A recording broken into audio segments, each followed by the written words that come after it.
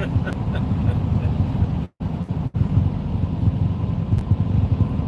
yeah, thank you. Your smile looks bright today. Your dimples look deep today.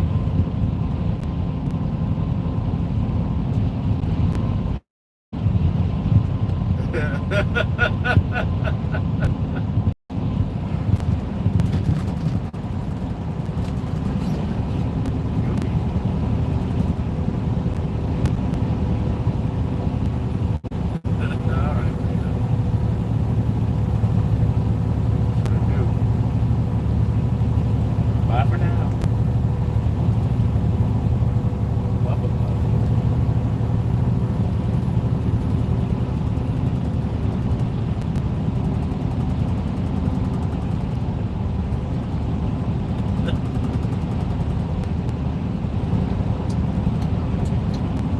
And I'm drinking espresso.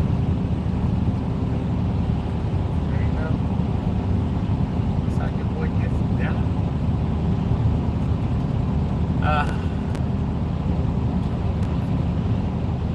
Boy.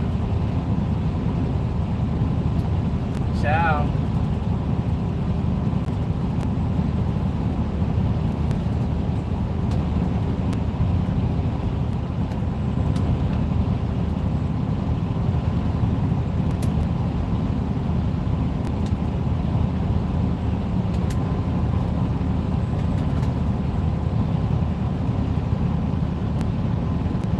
Sponge twist brush.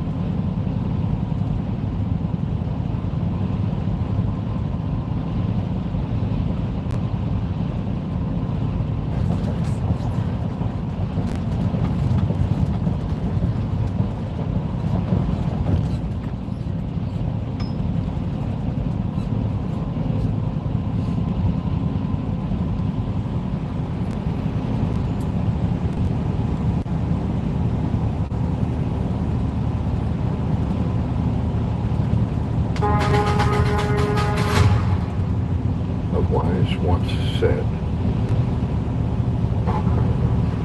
Most men walk through life as if they are alone. Not just alone in the world, but alone within themselves.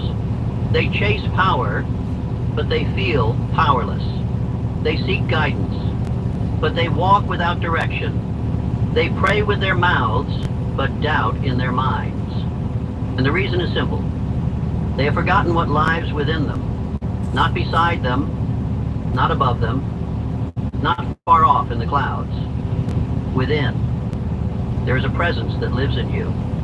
A flame so ancient, so intelligent, so perfectly designed to express through you, that if you truly understood what it meant to carry it, you would never question your next step again. You were not meant to live as if you are empty. You were not designed to struggle forward, as if the answers are always somewhere else. You are not required to beg for strength you already possess. But you must remember, because the world will try to make you forget, it will teach you to wait for signs, to pray for rescue, to earn the right to be guided. But infinite intelligence, the mind of God, was placed within you the moment you were born, and not as an idea, as a law, as a force, as a voice that doesn't scream, but knows. The tragedy is not that most people are weak. The tragedy is that they do not know who is living in them. So they shrink, they settle, they follow, they mimic, they drift. And all the while, they carry the power that built mountains, parted seas, shaped civilizations, and still wait to be claimed. You do not need to summon this power. You need only to align with it. And the first alignment is this. You must learn to act as if God is within you, because He is. Not when you're perfect, not when you feel holy, not when the world agrees with you, but right now, even in your doubt, even in your weakness, even in your silence, because that presence does not appear when you are ready. It appears when you remember.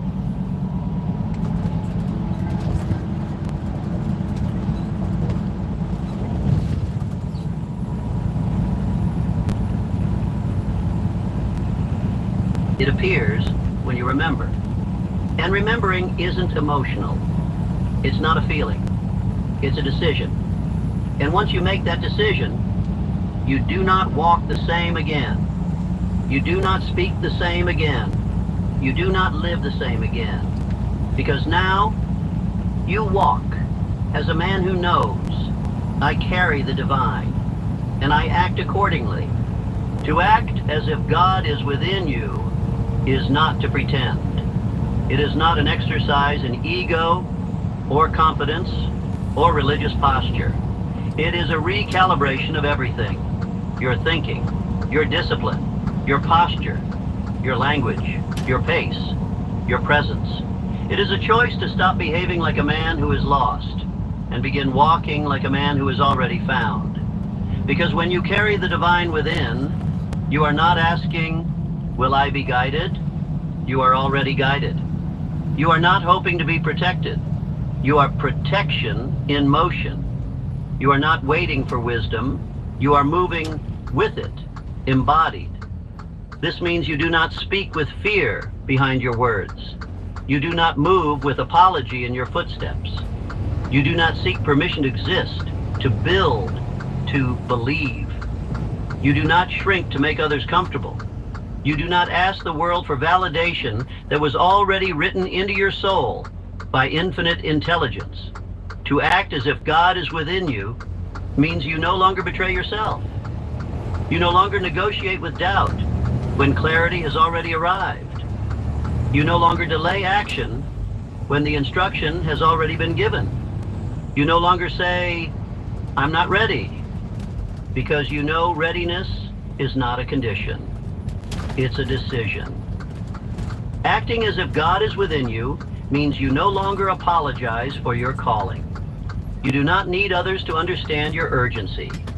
You do not need external support to walk in divine rhythm. You do not ask the mirror, am I enough? Because you carry the answer inside the question. It means you sit differently. You walk differently. You pray less, like a beggar, and more like a partner. You no longer say, please show me. You say, thank you for what I already know. When God is within you, you do not need to prove anything, but you must protect everything. Your energy, your time, your peace, your thinking. Because when you carry something sacred inside you, your environment must be shaped to match. You no longer eat what weakens you. You no longer listen to people who drain you. You no longer... What if your smile could go from looking like this to this? Nuvia's 24-hour process is really... No longer keep company with voices that mock vision. You guard the gate because the gate is holy. To act as if God is within you means you carry a certain spiritual quietness. You don't need to defend yourself constantly. You don't need to explain your every move. You don't need to be loud to be effective. You walk in authority, not because of who you are, but because of who walks in you. And let me tell you, people feel it. They don't always know what it is, but they know when they're in the presence of someone who does not move from ego or fear or popularity. They're in the presence of someone who moves from alignment. That's what it means to act as if God is within you. It's not a claim. It's a consistency. It's not a belief system. It's a behavior pattern. It's not words. It's witness. And that witness speaks louder than anything your mouth could say. So I ask you, have your actions caught up with your identity? Do your habits reflect what you say you carry? Does your tone, your pace, your discipline show the world that you are not alone when you walk? Because the ones who carry the divine do not need to. Once a man begins to act as if God is within him, he no longer lives for approval. He lives for expression, not self-expression, but divine expression. You see, infinite intelligence is not a static force. It does not reside in you like a statue in a temple. It moves, it speaks, it creates, and it requires a vessel. It needs a mind to think through. It needs a mouth to speak through. It needs hands to build through. And if you will not offer yours, it will move to the one who will. Because the divine does not wait on potential. It flows through availability. When God lives in you, you become a channel. You begin to feel thoughts that didn't come from study. Ideas that carry more weight than your current level of knowledge. Words that arrive faster than your ego can prepare. And if you try to own it, if you say, look what I've done, you sever the source. But if you say, use me again, the power continues. This is what the world doesn't understand about spiritual genius. It is not man achieving greatness. It is God expressing greatness through man. And that expression only comes through the available and the obedient. So when the divine begins to express through you, you begin to speak differently. Your words stop seeking attention. They start becoming instruments. You begin to write differently. You do not write to impress. You write because the message is already burning and must be released. You begin to move differently. Every decision is shaped by an invisible alignment you no longer question. You begin to sense timing. You say yes when the moment is right. You say no without guilt. You're no longer guessing, you're tuned. You may not always feel holy. You may not always feel ready, but that doesn't matter. Because God does not wait for your mood to match your mission. He moves through the man who shows up again and again. He speaks through the mind that remains quiet enough to receive and bold enough to release. And so, the pressure changes. You stop trying to come up with the perfect thing to say. You stop trying to map the entire future. You stop trying to own the outcome because your role has changed. You are no longer the source.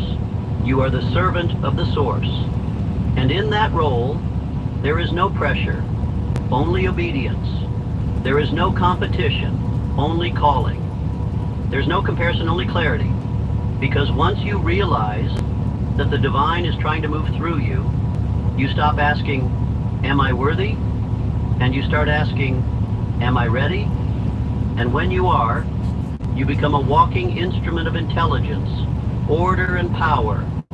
Not loud, not showy, not self-important, but so steady, so certain, so aligned, that even your silence starts changing rooms.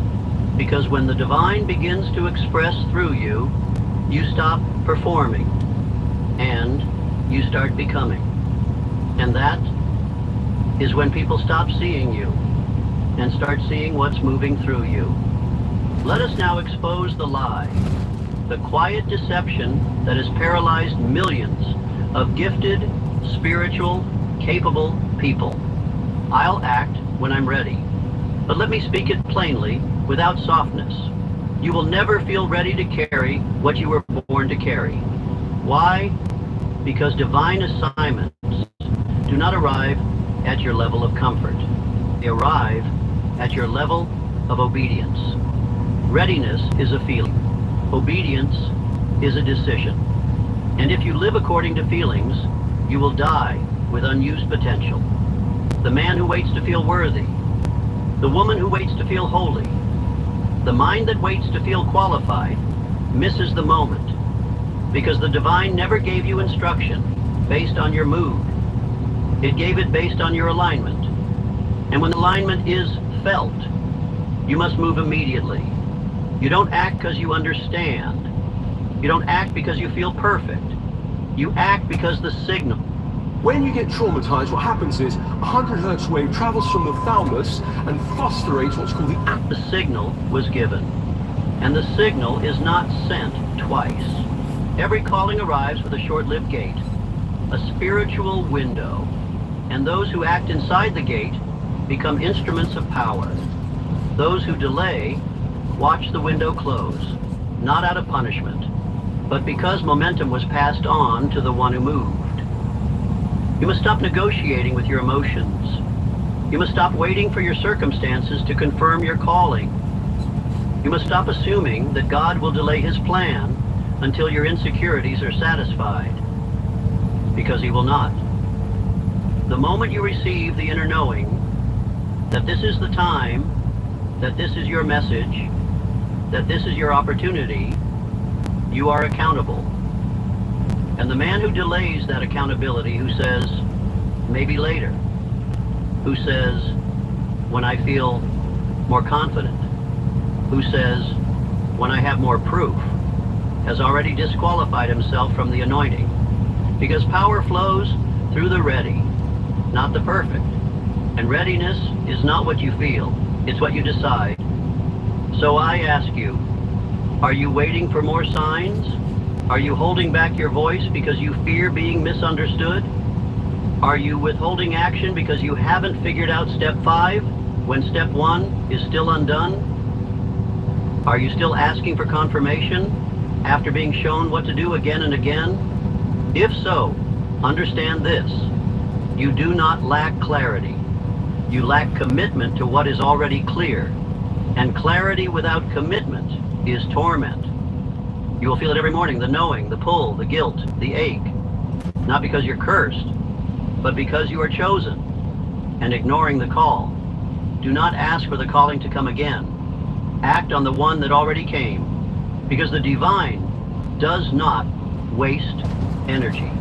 It will not keep giving instruction to a mind that waits for emotional alignment first. The moment you say yes without full understanding, without full preparation, that is when everything begins to align. Resources begin to arrive. Confidence builds in motion. Power flows to your hands because they're already moving, and the fear that ruled you starts falling away. Not because it disappears, but because it cannot keep up with your pace. You must act before you feel ready, because readiness is the reward of obedience, not the prerequisite. Move first, and everything you thought you needed will begin to meet you in the path, because that's how the divine works. Faith is not proven by stillness. Faith is proven by motion. So I say to you, one final time in this chapter, do not wait until your hands stop shaking. Move while they're shaking. Do not wait until your voice feels steady. Speak while it trembles. Because the man who obeys in his fear will one day walk in such power that fear will no longer recognize him. There is a kind of power that cannot be faked. It does not come from wealth. It does not come from titles. It does not come from how many listen when you speak. It comes from who you are before you open your mouth, from the weight you carry in silence, And that weight, true weight, only comes when a man has remembered that God is within him. Most people use their voices to be heard. The man who walks with inner authority speaks softly, and still, everything leans in. He does not need to sell himself. He does not need to be validated. He does not need to prove that he belongs, because he already knows. This kind of man does not speak to impress. He speaks when necessary. He listens more than he talks. He does not enter every debate. He does not explain truth to those committed to misunderstanding it. He does not wrestle with noise, because noise is no match for presence. And presence, true presence, is not the result of charisma. It is the consequence of alignment. The more aligned you are with what lives inside you, the less desperate you become to be seen on the outside. You carry spiritual gravity. People feel it when you walk into a room. They cannot define it, but they respect it. They sense that your confidence doesn't come from preparation, but from possession. You are possessed not by fear, but by purpose. Not by performance, but by presence. Not by needing to be known, but by being already known by the one who lives within you.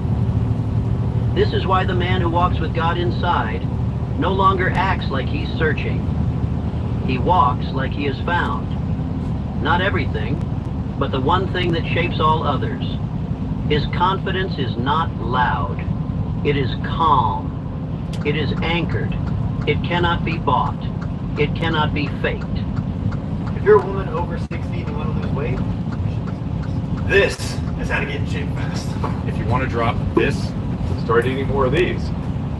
You might think this would take years to learn, but I'm going to teach it to you in 60 seconds. Watch this. Visceral Cannot be bought. It cannot be faked. And it cannot be explained to those who haven't tasted it. This is the paradox. The closer you come to the divine within, the less you need to declare it. Your stillness becomes your sermon. Your decisions become your doctrine. Your walk becomes your witness. Because when you no longer need to convince the world of your power, the world starts responding to you in ways it never did before. Opportunities flow faster. Opposition feels weaker. Criticism shrinks in importance. And peace becomes your constant environment. Not because life is easy, but because you're steady. Confidence is not noise. Authority is not volume.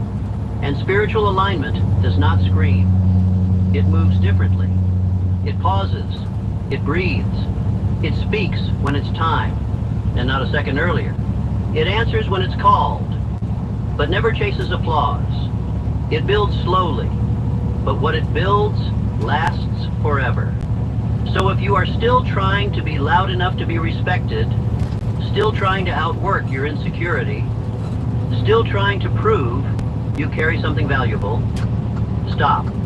Be still. Be consistent. Be faithful to what you already carry. Because the loudest man in the room is not the most powerful.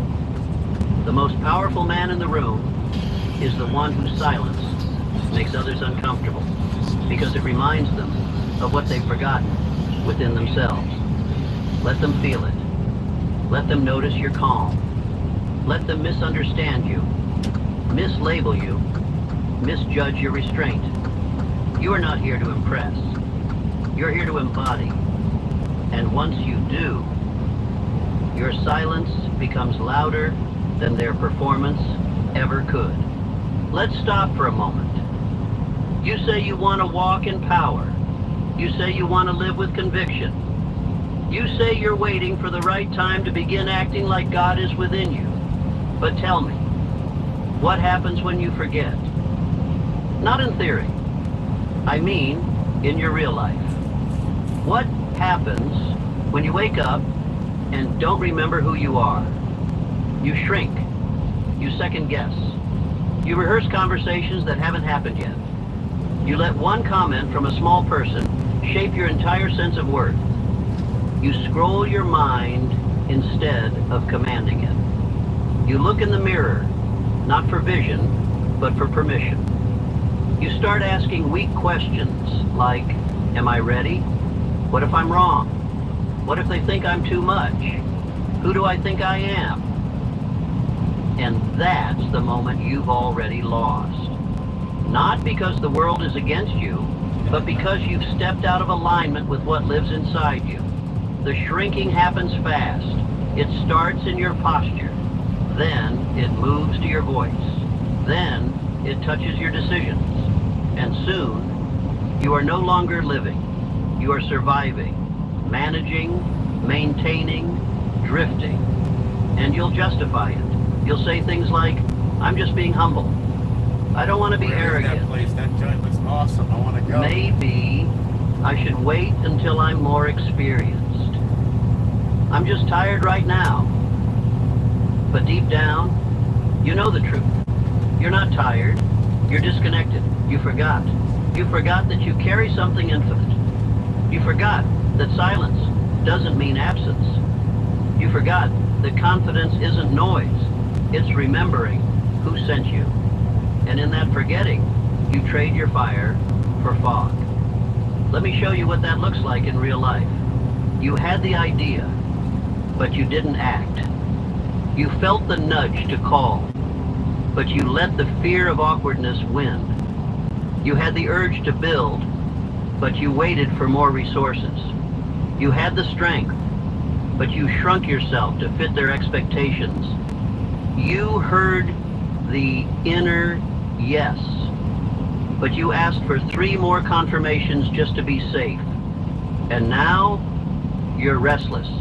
You're replaying everything. You're exhausted, not from action, but from delaying action, because nothing drains a soul faster than knowing what to do and doing nothing. This is what forgetting looks like. It's not dramatic. It's quiet, subtle, daily, deadly. And that's what the enemy of your life wants. Not to destroy you with one blow, but to erode you slowly by making you forget what's already inside you. So how do you stop shrinking? You remember. You remember by how you sit, by how you speak to yourself when no one's listening, by how you respond when fear shows up knocking at your door, by how quickly you act when that divine urge stirs something in your chest. You remember in your behavior, because belief is nothing without embodiment. You cannot claim to walk with God and still crawl through life like you are powerless. So if you've been shrinking, if you've been hiding, hesitating, apologizing for your own fire, What's the best oil to cook with? Canola oil, if you can find organic. this is your wake-up call. Stand up, speak slower, breathe deeper, start the project, say no with your chest, and walk into the next room like you're not the only one walking in, because you're not. And the moment you remember who lives within you, the shrinking stops. And the world has to make room for a version of you it hadn't seen in a very long time. There is a way a man walks when he is empty, and there is a way he walks when he knows he's not alone. When a man walks with nothing inside him, he flinches, he hesitates, he over-explains, he watches others before deciding what to be. He responds to pressure instead of applying it. And worst of all, he follows a path made for someone else. But the man who walks as if God is within him, he doesn't just walk differently. He moves the air around him. He doesn't ask for permission to take up space. He doesn't announce his presence. He is his presence. When he enters a room, people notice. Not because he's loud, but because he's undeniable. He doesn't wear power like a costume. He wears it like skin, natural, necessary, effortless. You see, the man who walks as if he is not alone doesn't move with arrogance. He moves with authority. And there's a difference. Arrogance says, look at me. Authority says, I see clearly. I move accordingly. Arrogance inflates itself. Authority is grounded, certain, silent, dangerous in its stillness. When you walk as if God is within you, you slow your pace, not because you're lazy, but because you don't chase anything anymore. You stop running from silence. You crave it. Because silence is no longer empty. It's where the next instruction lives. You speak with intention. Fewer words, more weight. No fluff. No insecurity hiding behind the tone. You look people in the eye. Not to challenge, but to reveal. I'm not here alone. You stop apologizing for your presence. You stop shrinking to be accepted. You stop asking, is this okay? You start living like you've already been sent. This is what happens when the God within becomes not just an idea, but an atmosphere. You create inner gravity. You attract what is aligned. You repel what isn't. You carry peace that no storm can touch. Because you don't draw from the outside world anymore. You walk as if the voice that made galaxies also walks with you. And once that becomes real, you don't look for signs. You become the sign. So the next time you walk into a meeting, into a decision, into a conversation that used to shake you, remember who's with you and walk like it. No more looking around to see what others are doing. No more searching for the right vibe to match. No more giving your power away to the loudest voice in the room. You walk with the quiet power of a man who knows, I am not alone. I never have been. And everything I need to say, build, become, is already in motion within me. Walk like your footsteps carry weight. Walk like your silence is deliberate. Walk like you're not moving through life, hoping things will work out. Walk like you are walking with the one who wrote the outcome. Because you are, and the sooner your body reflects what your spirit already knows, the more unstoppable you become. Now, when you say God is within you, when you believe in divine power, when you want to walk in alignment with infinite intelligence, you must make room for him. Have you cleared the space? Have you silenced the noise? Have you removed the distractions that block the signal? Because if your mind is full of fear, if your calendar is full of things that drain you, if your environment is full of voices that mock your calling, don't tell me you're aligned. Don't tell me God is within you. If he is, then where is the space for him to speak? You cannot host the divine in a crowded house. You cannot carry infinite intelligence in a schedule ruled by distraction. You cannot hear what's sacred if all you listen to is noise. This is why most people never feel the power they claim to believe in, because their lives are too full of everything except what matters. They say they want clarity, but they never sit in silence. They say they want answers, but they never stop consuming input long enough to receive one. They say they want to hear God, but they've handed their attention to the world. Let me be clear. Your life is too loud for a whisper to survive. And God doesn't yell. He waits. He waits for the space to be cleared. He waits for your nervous mind to quiet. He waits for the chaos you've normalized to be released. He waits for your real yes. My problem with urination finally stopped. What I did was ridiculous. All I needed was one yes. Not spoken, but demonstrated. So what does that look like?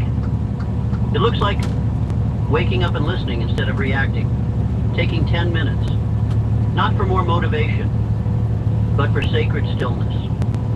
Saying no to conversations that pollute your peace. Cutting ties with environments that cheapen your energy. Fasting, not just from food, but from everything that clouds your vision. Guarding your ears like gates. Watching what you consume, not because you're fragile, but because you're carrying something holy. You don't need to add more to your life. You need to subtract what's blocking your power, because the God within you doesn't shout over your distractions. He waits for room. And when you clear it, he fills it. And suddenly, you think more clearly. You know what to say without rehearsing it. You feel strength without forcing it. You speak with weight even in soft words. You move with peace, even when there's pressure. But only when space has been made. And that space isn't just physical. It's emotional, spiritual, energetic. Ask yourself, what am I holding on to that crowds my spirit? What relationships have expired, but I still carry? What guilt, shame, regret, and past versions of myself am I dragging like dead weight? What patterns am I stuck in? Not because they serve me, but because I'm afraid of the stillness that will follow if I let them go. That's the hard truth. Some of you keep your lives loud because silence would force you to hear what you've been avoiding. But in that silence is where God lives. In that stillness is where alignment begins. In that open space is where your next instruction is waiting. So if you truly believe he is within you, start proving it with what you remove. Because the clearer the room, the louder the whisper. And the louder the whisper, the more unshakable your steps become. Make room. He's already there. Now let him move. There comes a moment in every life when the questions must stop. The begging, the wishing, the searching, the restless prayer that sounds like, when will someone help me? When will the way become clear? When will I be given the power? And the answer, though few are willing to hear it, is this. You were not meant to keep asking. You were meant to become the answer. You were not created to chase certainty. You were designed to embody it. You were not placed on this earth to wonder who will rise. You were placed here to rise yourself, so others remember they can too. But here is the tragedy. Most will never rise, not because they lacked opportunity, but because they never believed they were chosen to become the solution they waited for. They waited for the right man to lead, the right mentor to appear, the right door to open. But what if the door is not something you knock on? What if you are the door? What if the answer you keep searching for in the world has been asking for permission to live through you all along? You don't need more time. You don't need another sign. You don't need to be discovered. You need to decide. Decide to walk into the unknown with the confidence of one who knows he is not empty. Decide to stand where others tremble. Decide to speak when the moment calls, even if your voice has never been used that way before. Decide to carry your assignment, even when your hands still shake. Because the shaking does not disqualify you. The fear does not mean you're on the wrong path. The doubt does not cancel your destiny. The only thing that separates the man who becomes the answer from the man who dies, still waiting, is decision. Decision to act when it's unclear.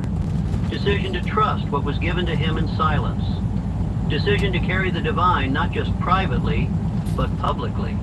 So ask yourself, are you waiting for someone else to carry what was assigned to you? Are you hoping another man will step forward so you don't have to feel the pressure? Are you waiting to be told what you already know? You say you believe God is within you. Then why are you still living as if he is silent? The truth is, he has spoken, and now he waits, not to lead you, but to lead through you. There are people watching you right now, not for entertainment, but because your next move gives them permission to remember their own calling.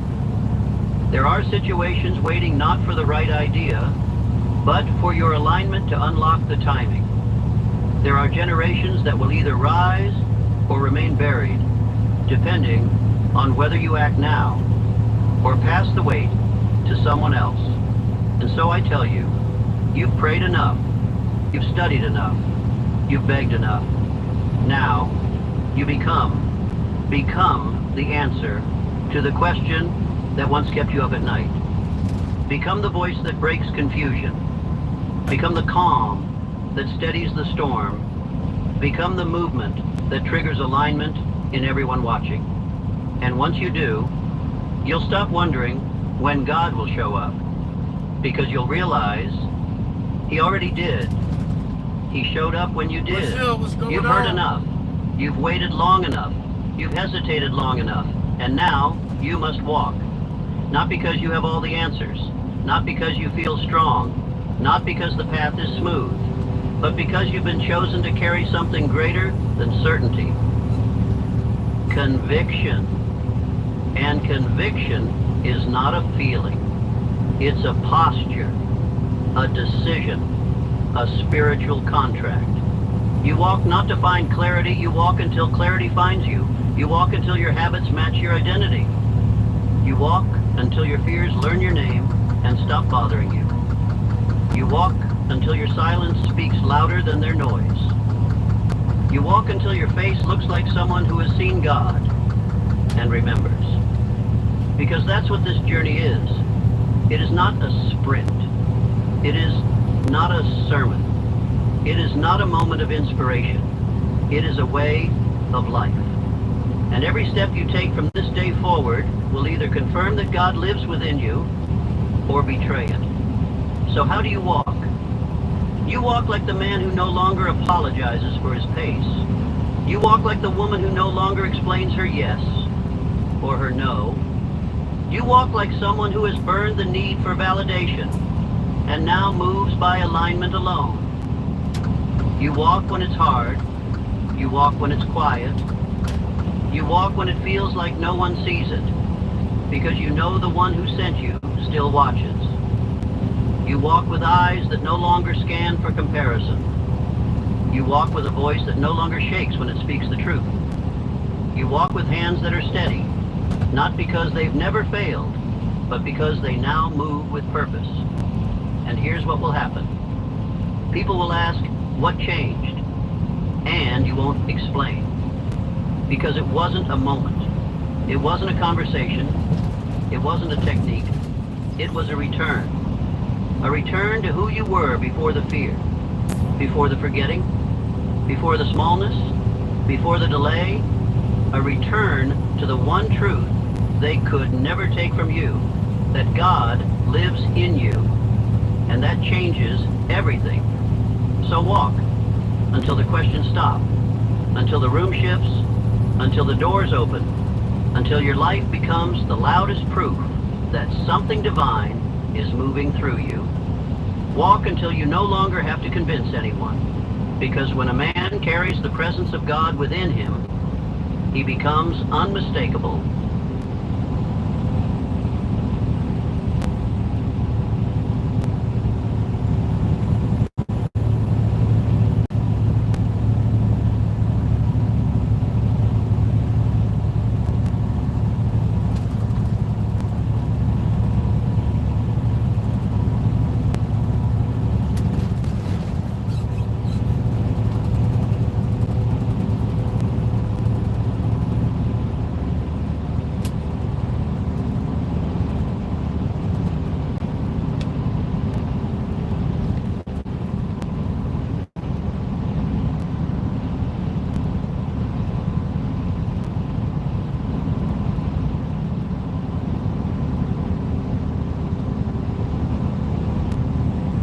Hey, what's up, bud? How you doing?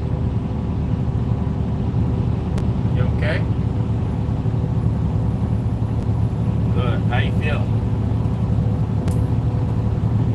Your eyes look good. Your mom put the salve in your eye this morning? Good. And you have your, grandma did? Good. And you got your air purifier on? Alright, we're gonna beat these allergies, man. We're gonna beat them. Huh?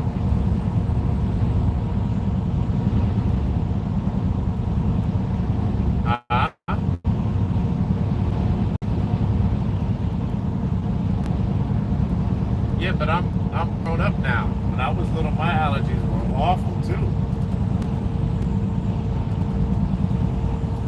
Yeah. That's like yours. I had bad allergies. Everything used to get on everything used to make my eyes itch. And my nose run.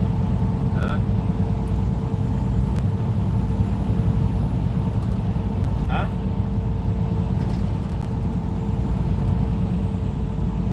Your cousins.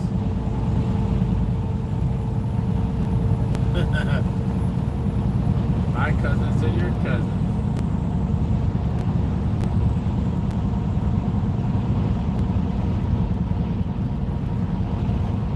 Now you know.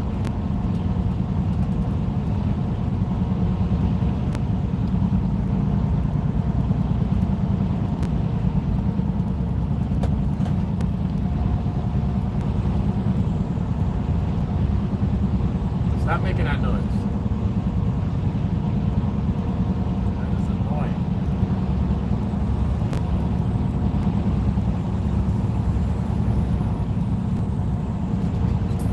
Gary went outside and did something.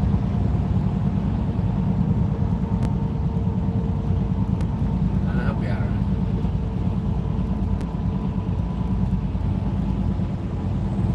He's a big boy. Did you call him?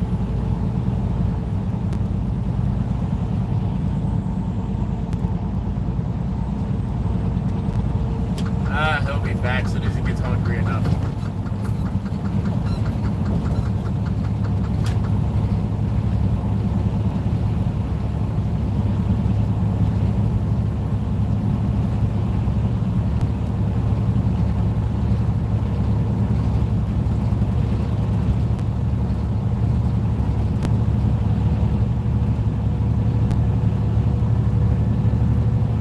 I thought you had your own TV already.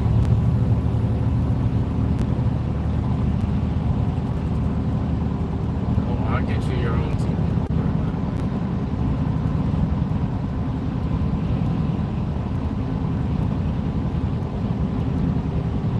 Get you your own stuff.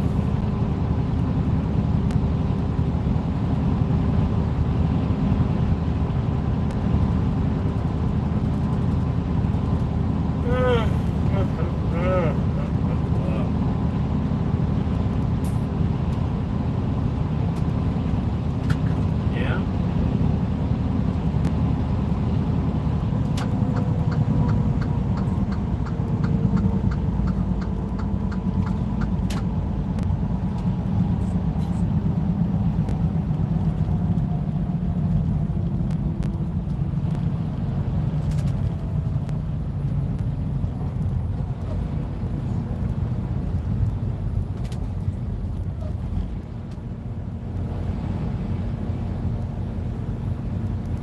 Oh my goodness.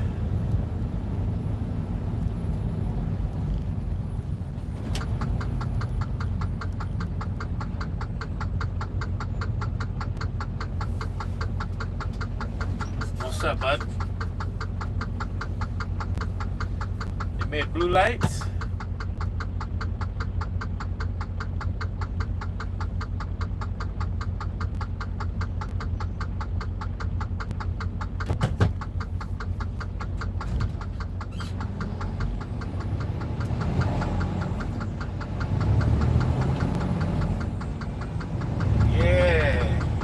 Definitely want some. You want some and you want to eat. Ooh, that looks good. Why don't you like it?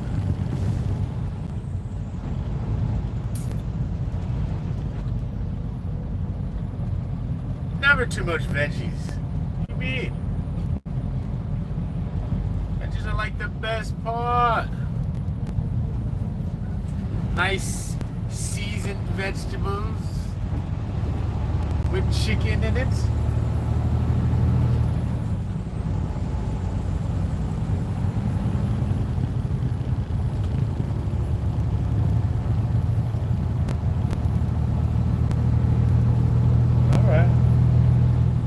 All right, buddy.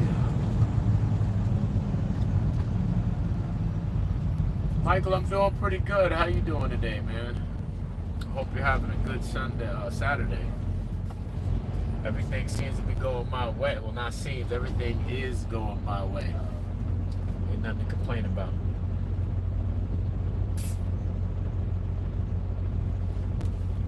You good, my guy? What'd you do? What'd you notice?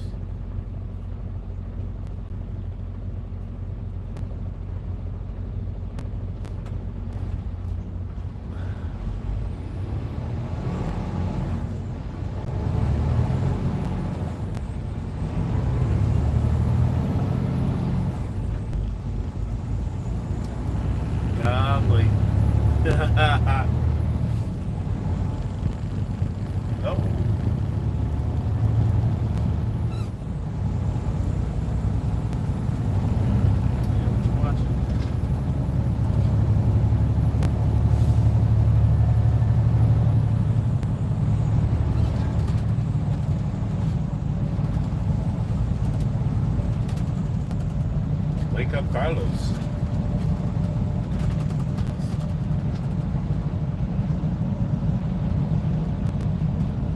I can't see it.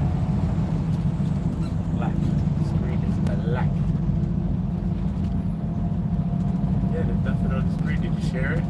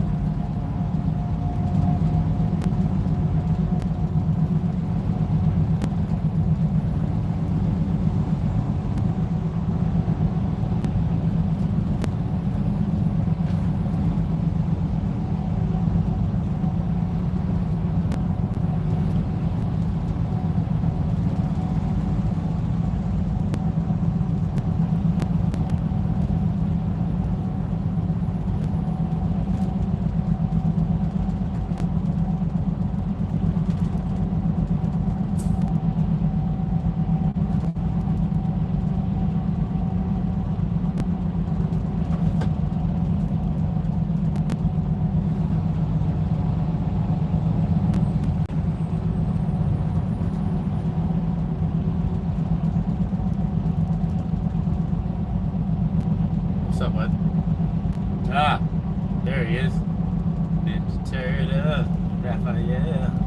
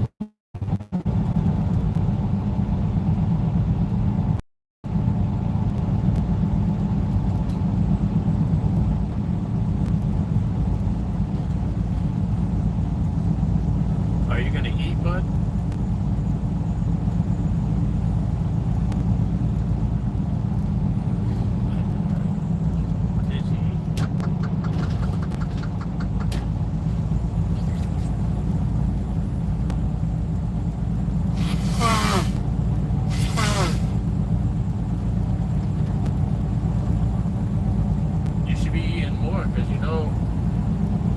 Huh? What's up? What do I eat the most? Probably chicken breast. Chicken breast and broccoli. I think I eat that the most. And the second most is salmon. Oh, and my favorite food right now is hot pastrami sandwich with a pickle and Grey Poupon coarse brown Dijon mustard. Oh, some onions. Yes, a hot pastrami sandwich. So good.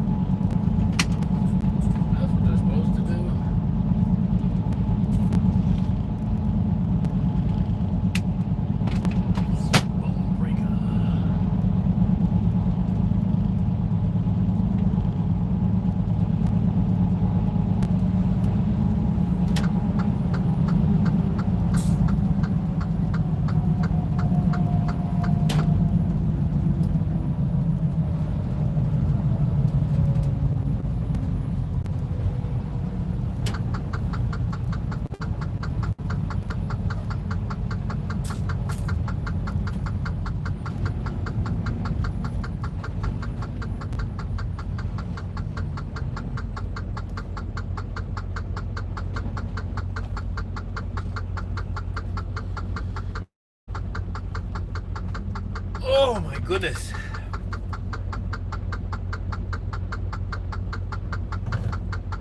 Commercials.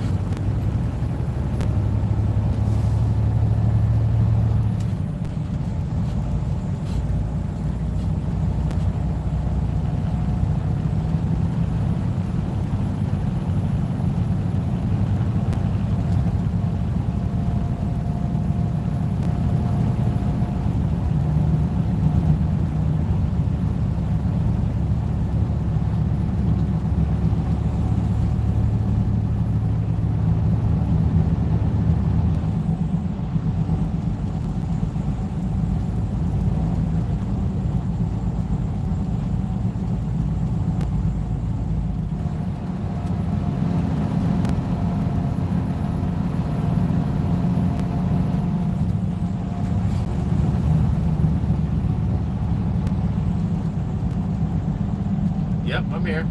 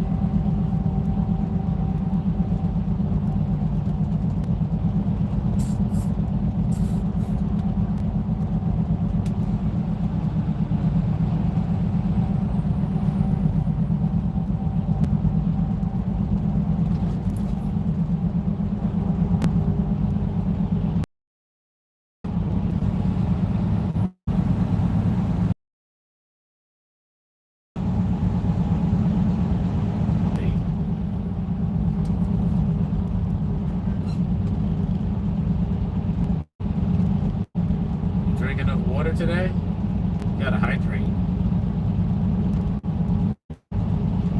What did you? Why don't you go get some more?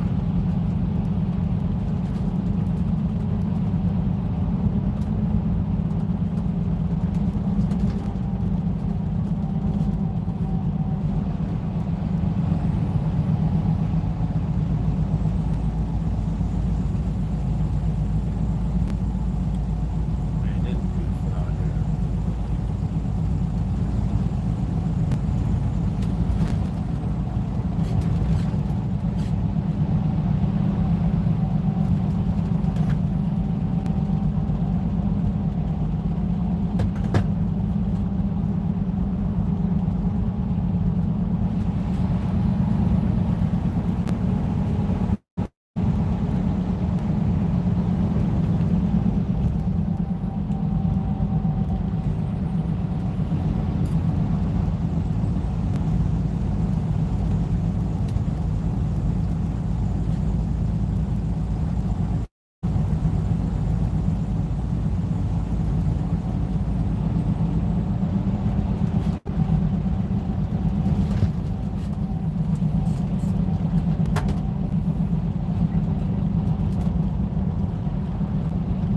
All right, West Virginia.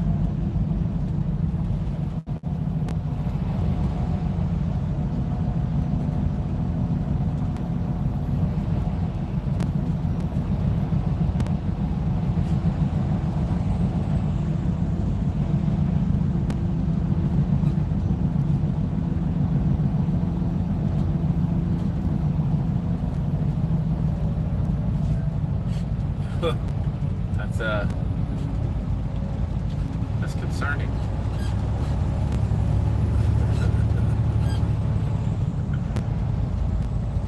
That's a terrible thing, buddy.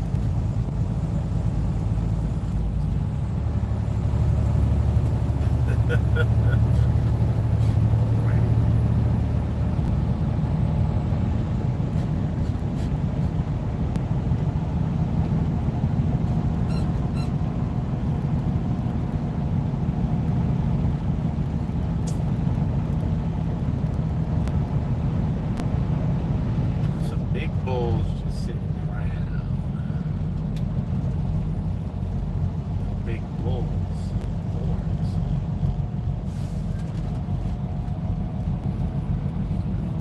They're laying in the field.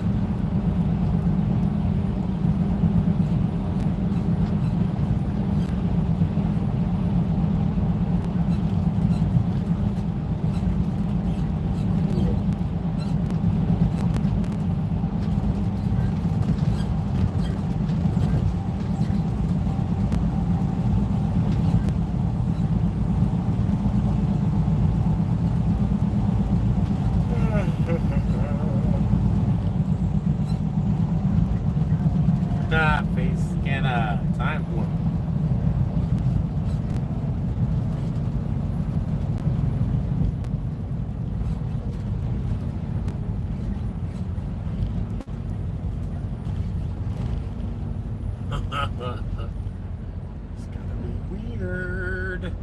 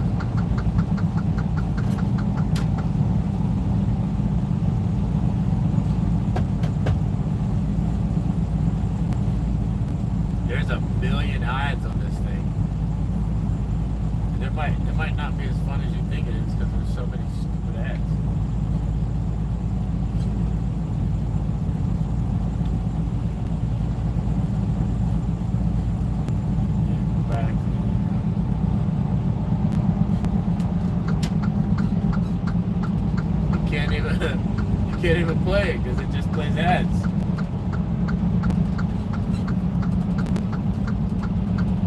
Yeah, just uninstall it if it doesn't work good. If it all if it's doing is keep playing ads, just uninstall it.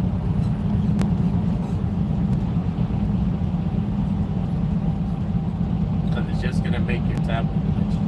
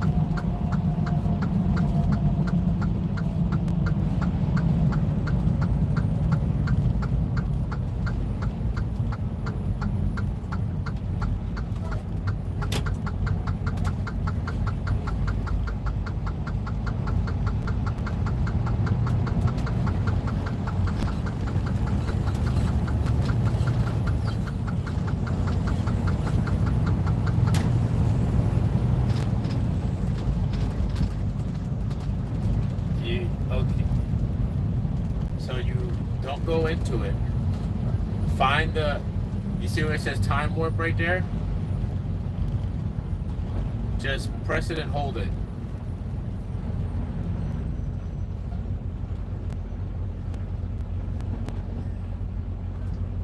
Alright, let it go. You gotta press it. You press it and hold it until the words come up. Let it go. Just press it again.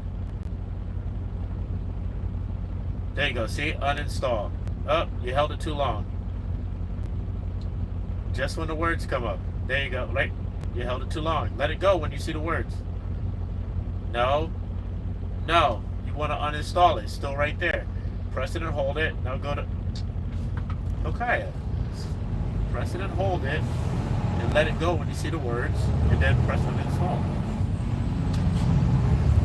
There you go. Uninstall. No, you push remove again. You're not reading. Press it and hold it. There you go. Now read. Which one? There you go. There you go. Do you want to uninstall this?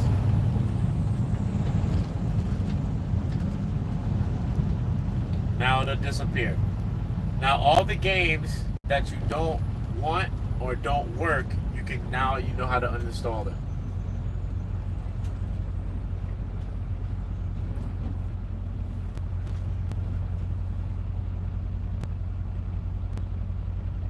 Nope, it's gone. See, it's gone. It takes a second.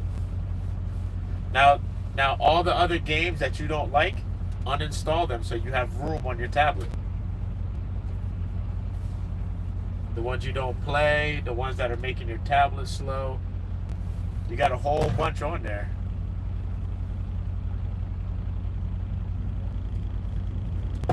So this way, when you put new games on, they got room. Right? Nice.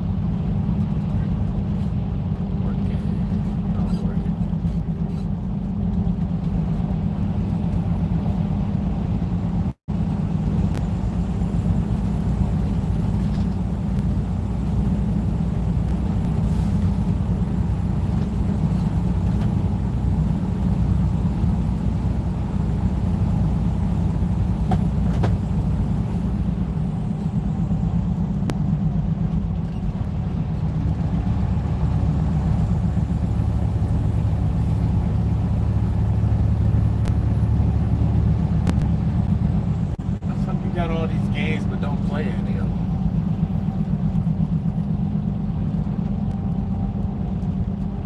So delete them all.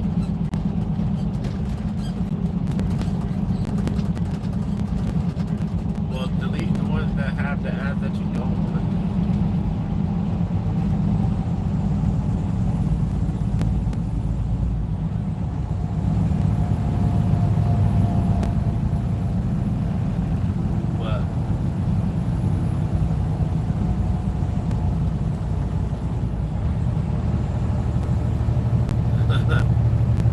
They all got ads. They're free.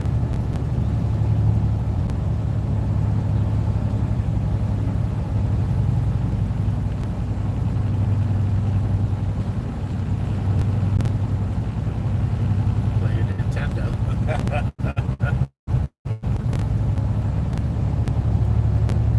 No one ads, you gotta play your Nintendo.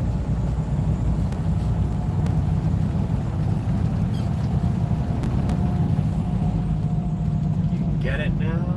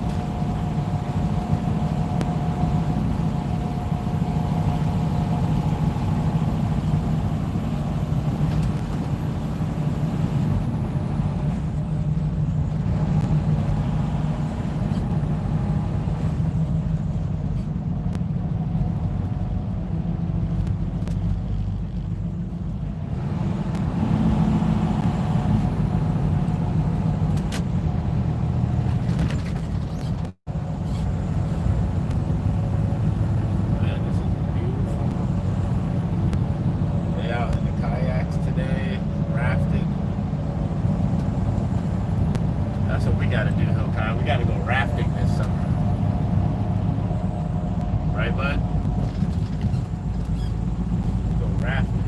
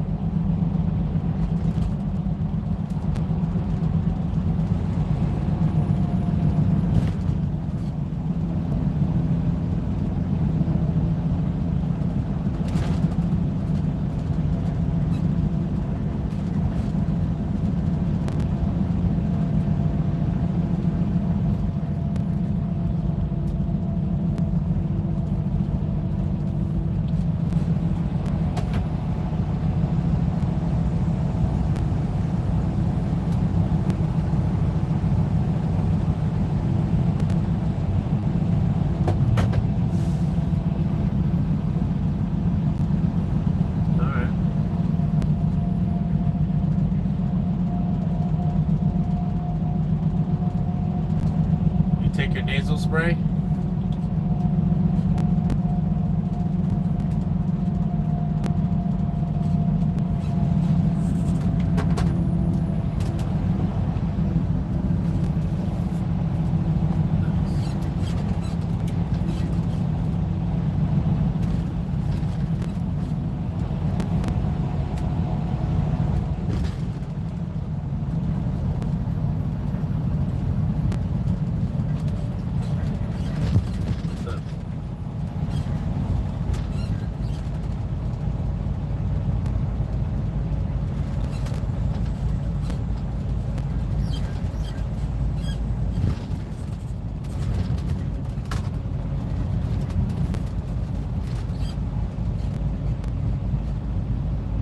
not paying for any of that. Don't you have points? So why you need more? Use what you got.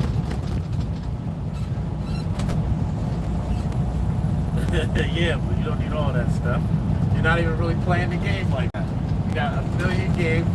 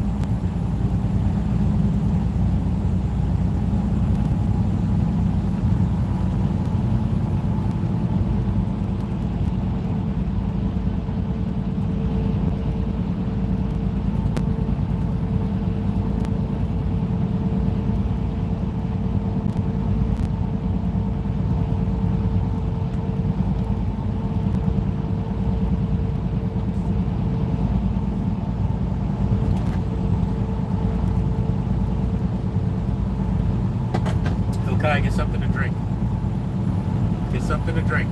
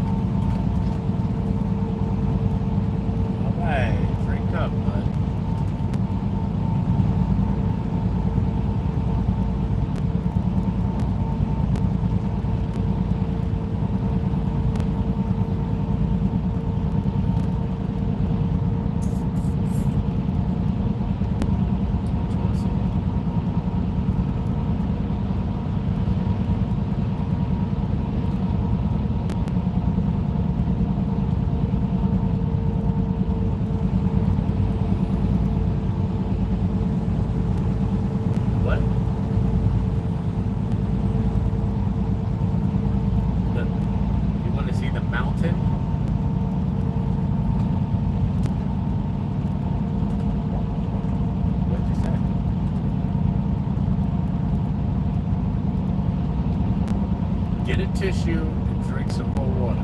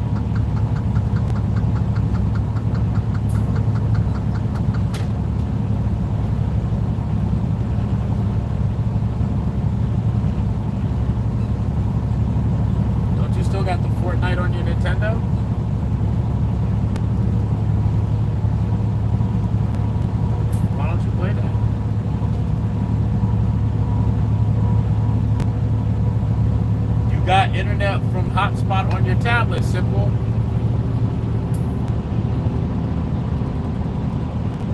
How many times I tell you that? You got your own internet. You got everything you need to play your games.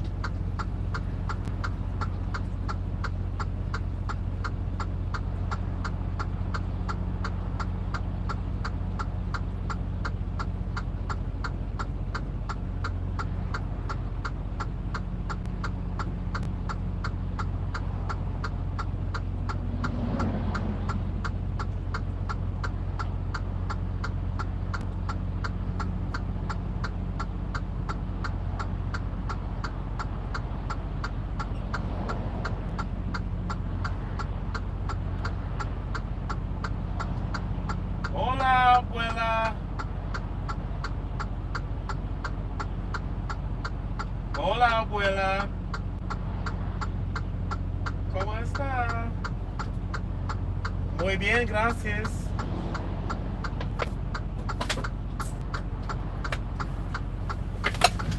¿Cómo estás, niño?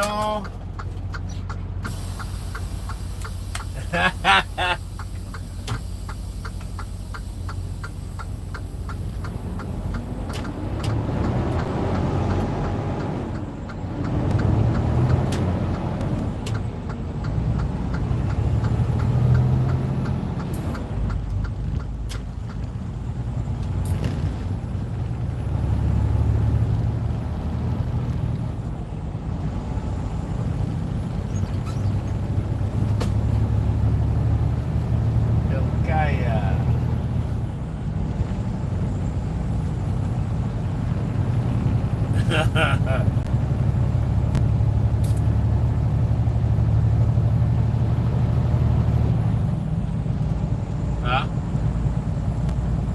Jeremías.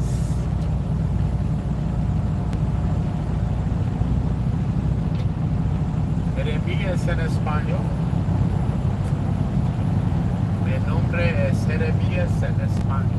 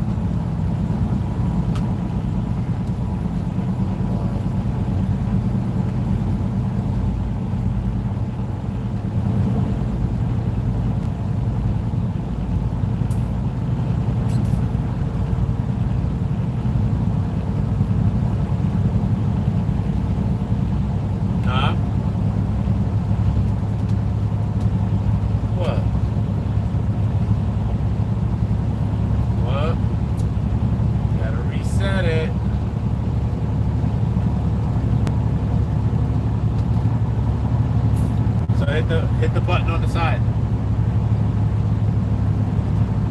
Yeah. The button on the side of your tablet.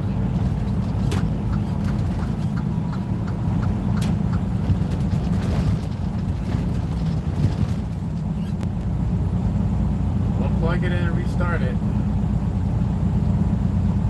Or swipe it from the... Yeah, swipe it from... Oh, it worked just fine. What do you mean?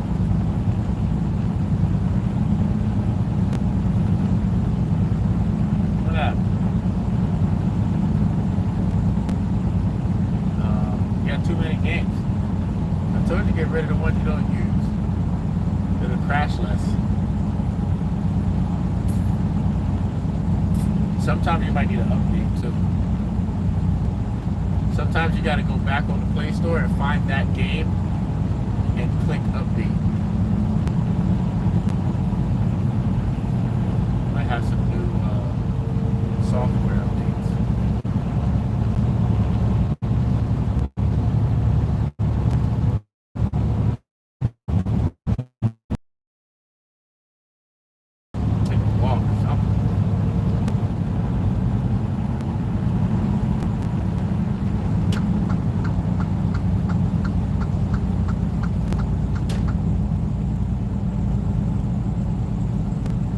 What's up? You got a tissue? You just sit there and gonna let your nose run, huh?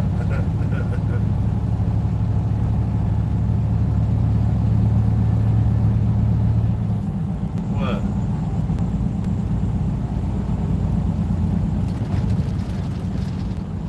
Yeah?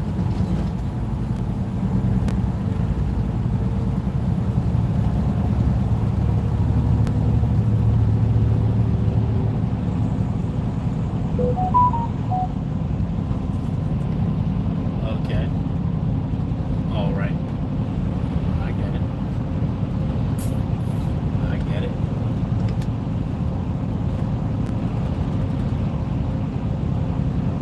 Blank, blank, blank. Blank, blank, blank.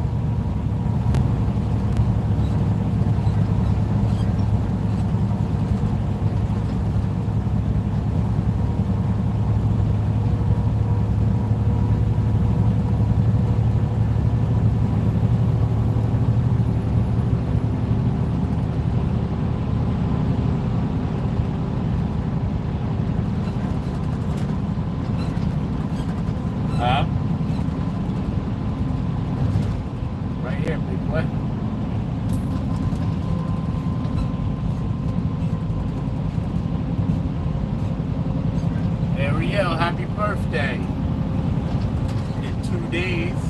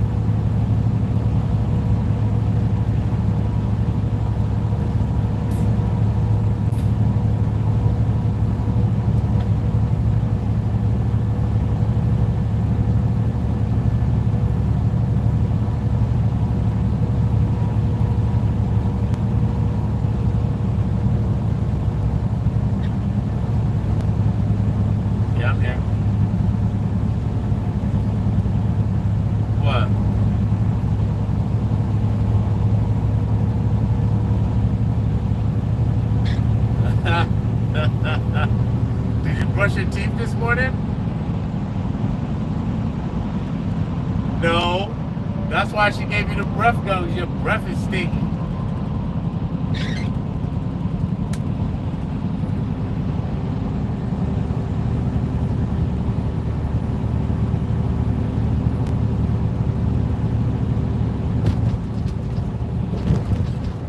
I can smell your breath from here. You still need to brush your teeth. It smells like funky mint.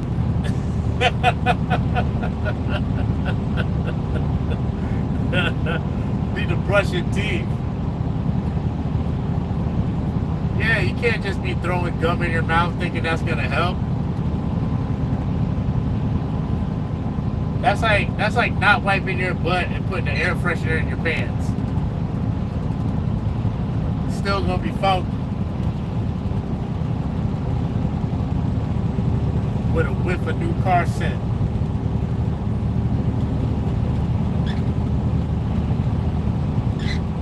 Go brush your teeth.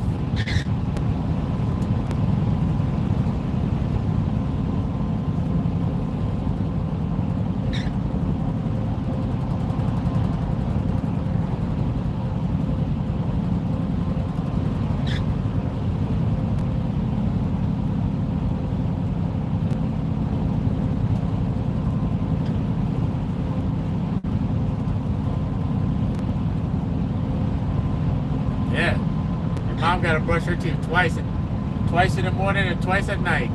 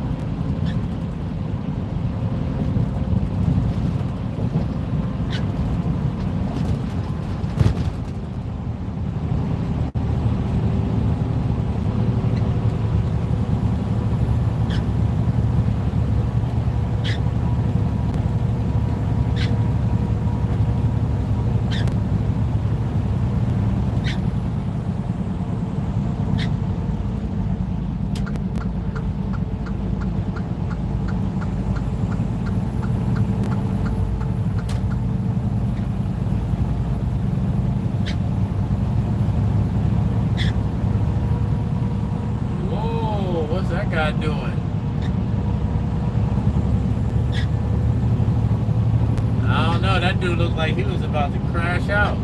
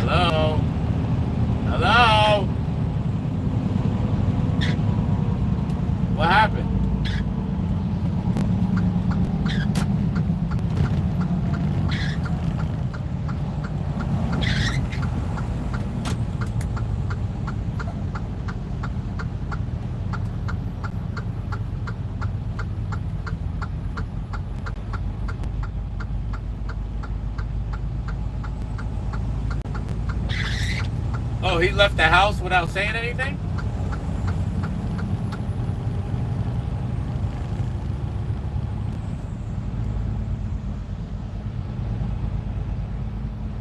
You should have got your ass whipped. That's what you should have got.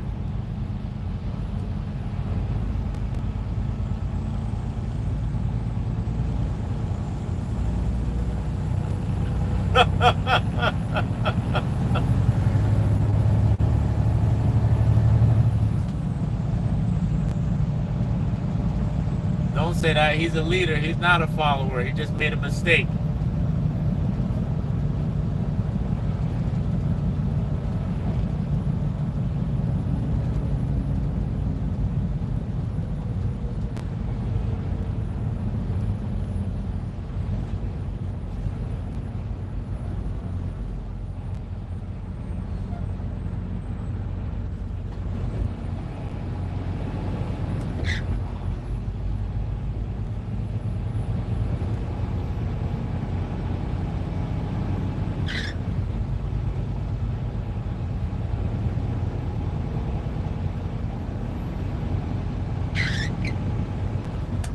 Oh, she knew the little boy was a klepto.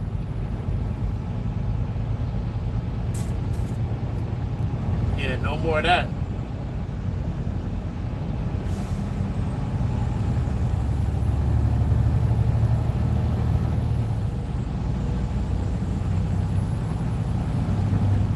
Hilkiah,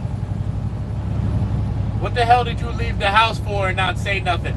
Velvet, let me talk to him.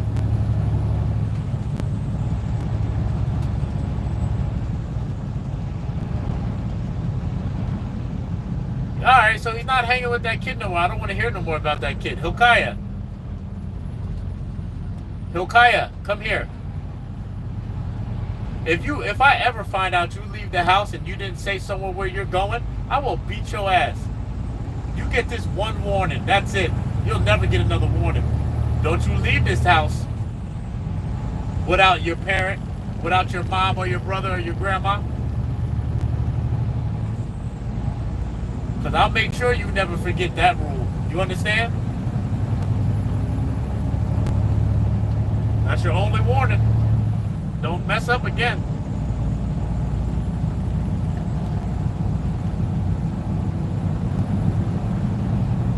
Don't you ever steal nothing from no damn store. If you don't got no money, you shouldn't even be in the store.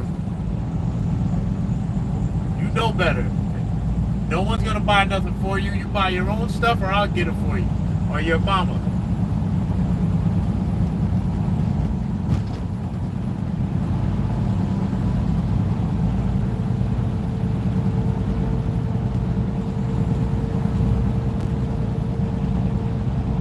You don't gotta say nothing to that boy.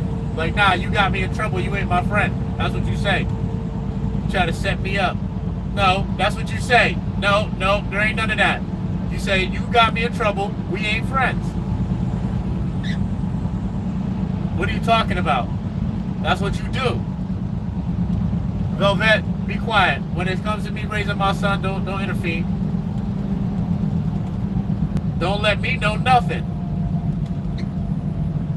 You ain't letting me know nothing. You just talking. It's just telling me words. They're just words. You hear me, boy? If that boy come there, you say, no, we ain't doing this. You ain't my friend. You trying to get me in trouble.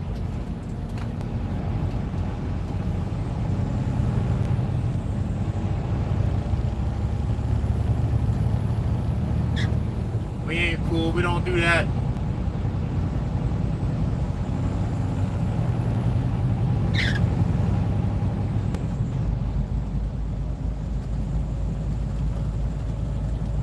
Come here. Where you at? Why is your mom on your phone? Me neither. Why you all the way over there without your phone?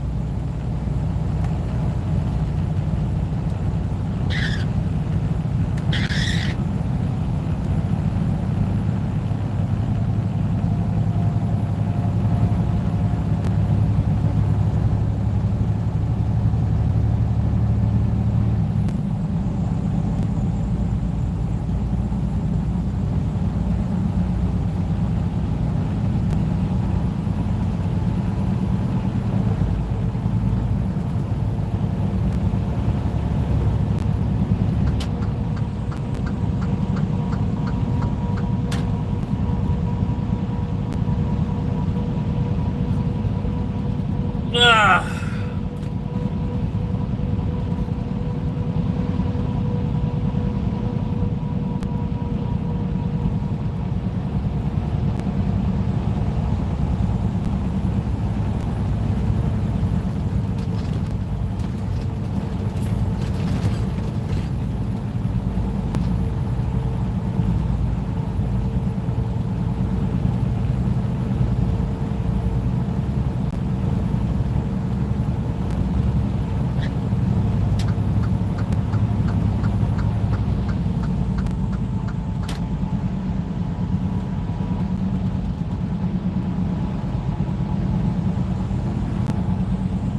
Why are you on the phone in my ear? Where is my son? Yeah, but you right over the phone. Yes, please, take this phone away from your mother.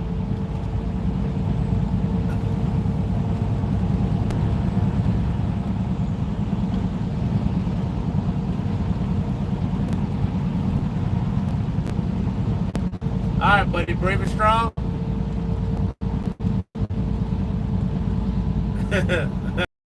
Focus goes. I am. I become. Slow and smooth is. And fast is. Alright, man, I love you. Call me later. Alright, make sure you behave yourself. Got it? Alright. Right? Say it. Say it.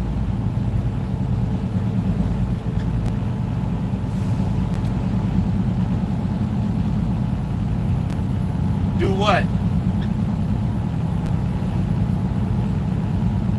And what else you ain't gonna ever do again?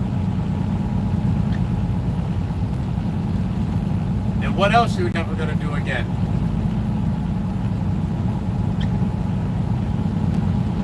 Never gonna leave the house by yourself. Say it.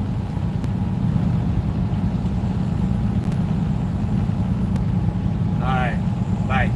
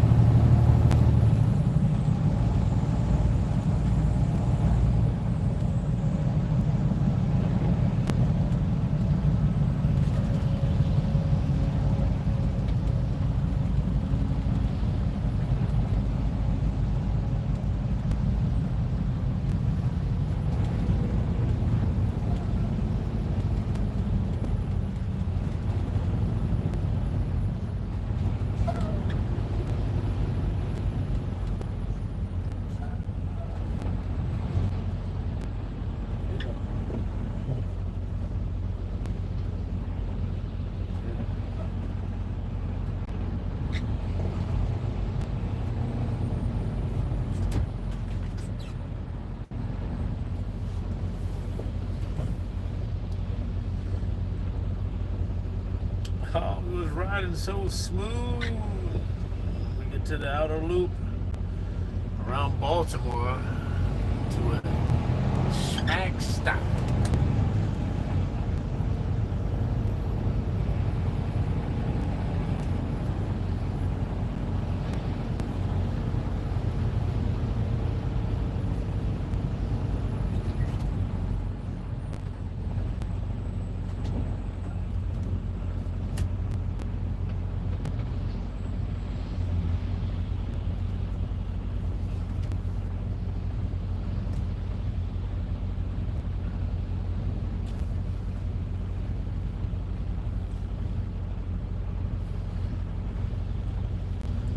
2 hours to go. Let's hope this goes smoothly.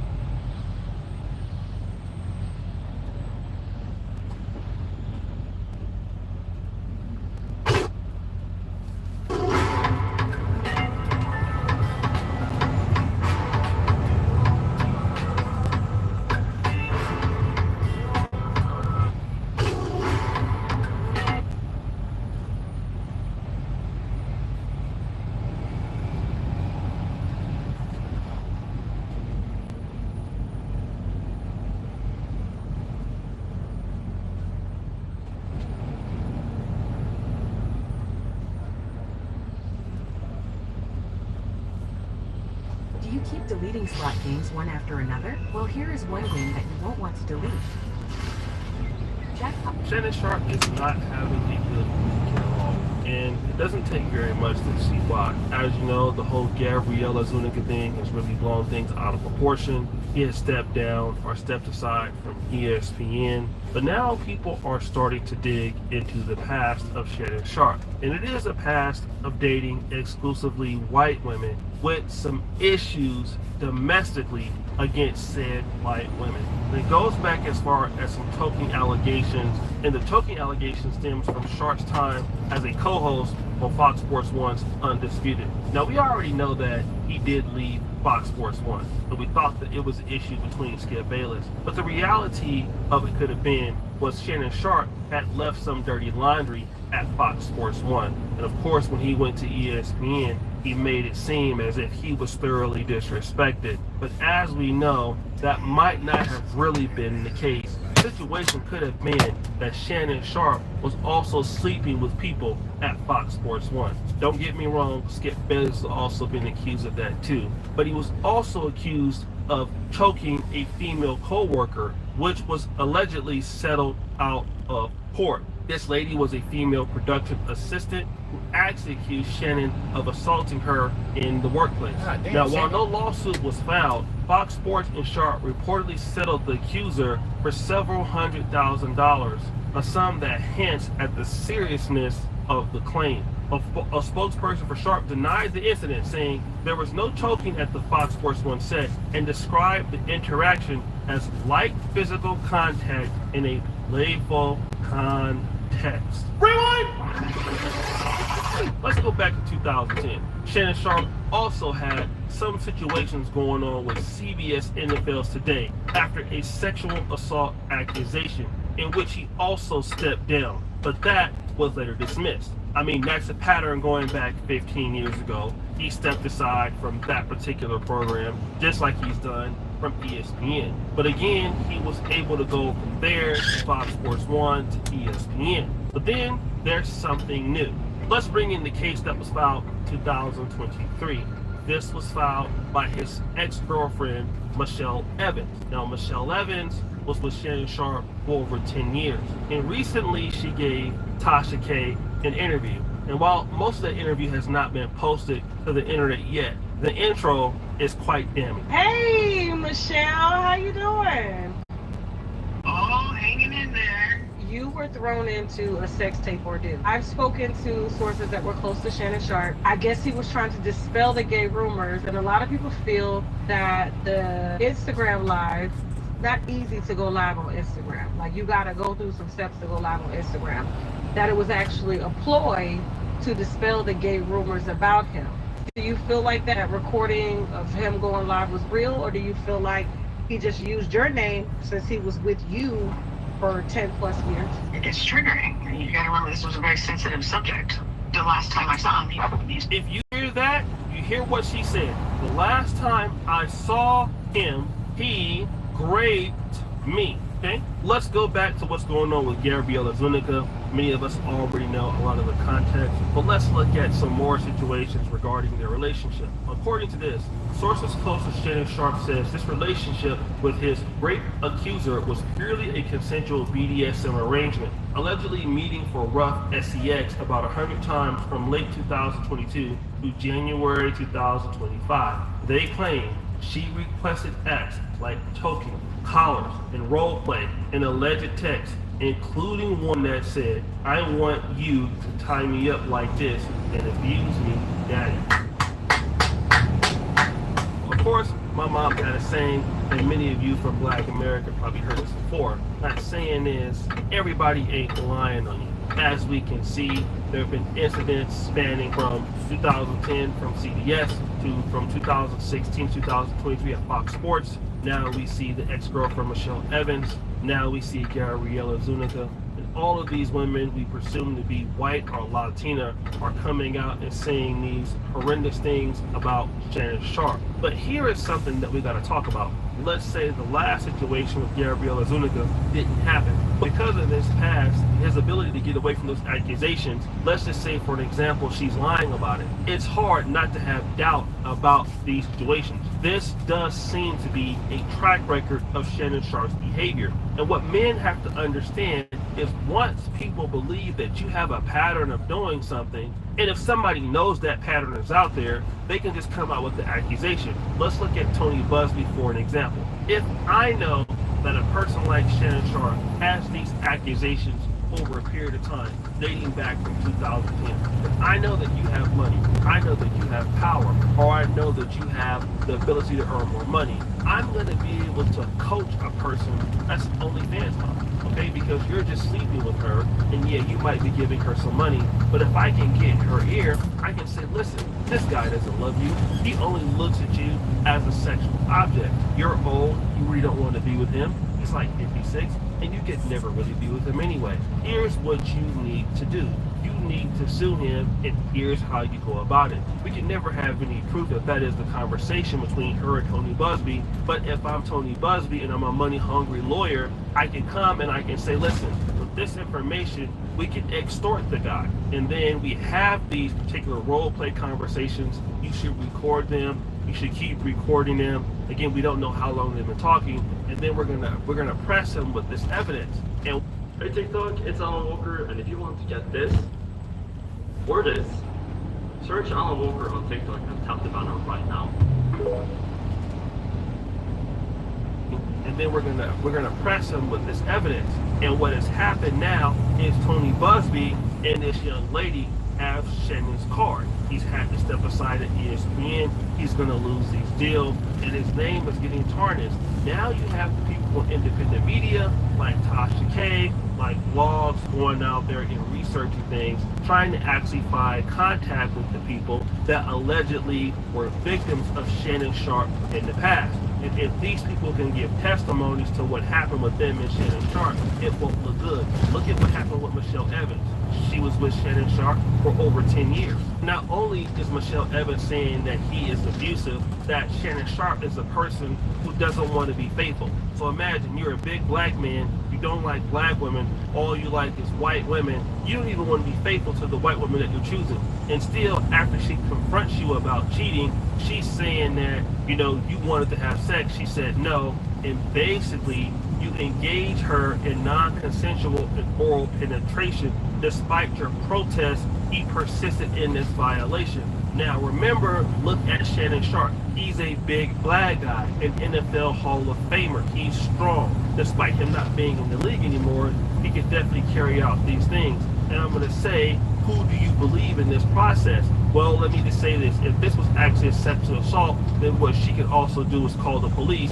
She never called the police. She didn't press any charges, but they are suing in civil court. And when you're in the industry like Shannon Sharpe is, this is not the court of law. This actually is the court of public opinion. And now we have the race card, right? We have a strong African-American man who loves to show off the fact that despite him being 56, he's still a workout guru. He still can lift a lot of weights.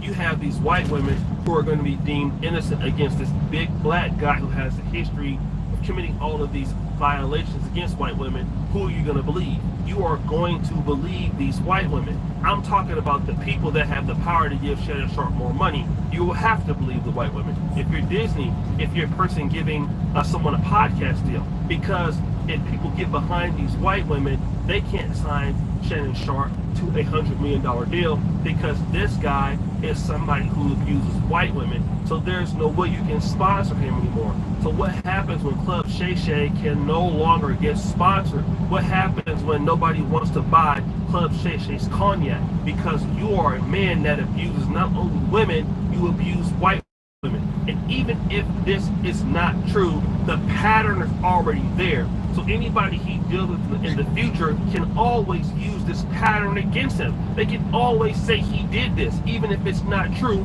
And the only people or the only individual that will suffer severely from these allegations, it would always be Shannon Sharpe, not the lady in question. She will never lose anything, but he would. And this is what men need to understand about having a track record of doing something. If you have a track record of doing something that is foul or criminal against people, even if you stop that behavior, if somebody understands that behavior and understands that they can hurt you with that, they can always accuse you of that, and you can't live that down because people are already going to agree with them because you've already shown evidence that you are willing to participate in said behavior. And for Shannon Sharpe, he should have stopped dealing with women in this way a long time ago, but because for him, there was no real consequence, he kept on doing it as if nothing would happen. Even if it was nothing that was criminal, he kept on participating. It sounds criminal to me, but the reason why I can't say it's criminal because they never called the police and tried to get him arrested. If it was criminal, they would have done that. But they didn't do that because they wanted money. And even worse than a criminal case because he's going to get ruined like Diddy or Kelly. It's going to be the similar effect. And black men out there all today must understand that if you engage with non-black women or any kind of woman for that matter in the same way that Shannon Sharpe has done, you are next. So guys, what do you think? It's your boy O'Shea Duke Jackson back at it again with another episode of That's a Larry Junkyard for all the Instagram Bill. We're out.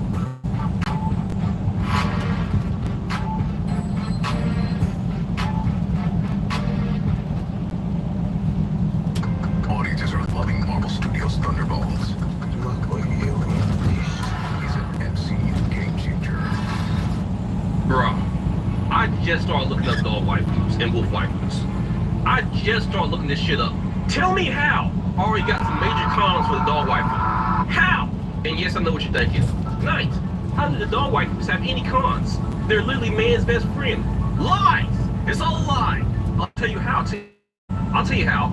I know each and every one of you have like one dog waifu you have in mind that you just love to death to. Best character in the show, best waifu and everything, right? I'm just gonna tell you right now, if you're in the USA and you're an adult, like 18 and over, I would put a pause on your favorite dog for a while. And you know, maybe go outside and touch grass. Because why is it when I look up dog waifus like Roxanne and Delta, and Roxanne isn't as famous as Delta, but y'all get the point. They're both wolf/dog waifus. Why is it when I look at them in the anime, they look 25? At the very least 25.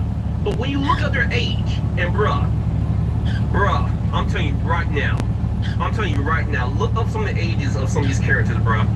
Look at some of these ages of some of these characters. Anime cannot be trusted with this shit. Roxanne looks at least 25. But she's 16 in the anime. Now, I haven't seen all this anime. I've seen clips of it online. So I know the main character eventually gets those cheeks. And the main character, he's not important, but he's at least 17. Besides the point, I know the legal age of consent, Japan is at least 16 years old. But if you're going to show it in America where the age of consent changes, then you would expect not to see a 16-year-old sexualized. And I wouldn't be so mad at it if only she was like age 25. It's not hard. She already looks 25. Just make her age legally 25. And yes, I know it's an anime and it's not real, but obviously, that's not the point. The point of the video is to figure out if you would smash the dog waifu, or is it okay to smash the dog waifu, basically. And in context with the video, and the information that I found about the dog waifu, or a lot of them, the answer is no. Because they're teenagers. And worse, they're teenagers that look like adults. And don't get me wrong, I respect all anime. I respect it and I enjoy the stories. But you have to admit, some anime do be sus. But then again, so these shows like Game of Thrones and House of the Dragon, I mean, if you watch those shows, you know. But even still, those shows are centered towards adults. And you know what? Sometimes this is why sometimes I just shut off my mind to anime when I'm watching it and just don't think. Because when you try to bring logic and reason into anime, into some of the shows, it's just impossible. It's like, okay, why is she like she's 30? Or why is she like a lolly, but she's 1,000 years old? Why are you, why? And it's like this. People would see characters like Delta or Maki, Jujutsu Kaisen, and sexualize them all day long. Honestly, only takes a quick trip to the internet to find this out. But yeah, Delta is 15, and Maki is 16. Does either one of these characters look their age? No, but they're still heavily sexualized. Let me get back to my point. This is a con, a huge con, and one that I'm particularly mad at because you would not expect it. Delta and Roxanne are about perfect characters until you realize the teenagers. Maybe in Japan the teenagers don't know, but over in America that's not what teenagers look like. And not even that. If you're an adult or a different generation, teenagers are usually seen as annoying. So yeah, I'm sorry, but some of y'all favorite waifus, some of y'all favorite dog waifus, nah, we gotta say pass on that. Pass. Immediate pass. Super pass. Hell no. The FBI is around the corner and I am too black to go to jail.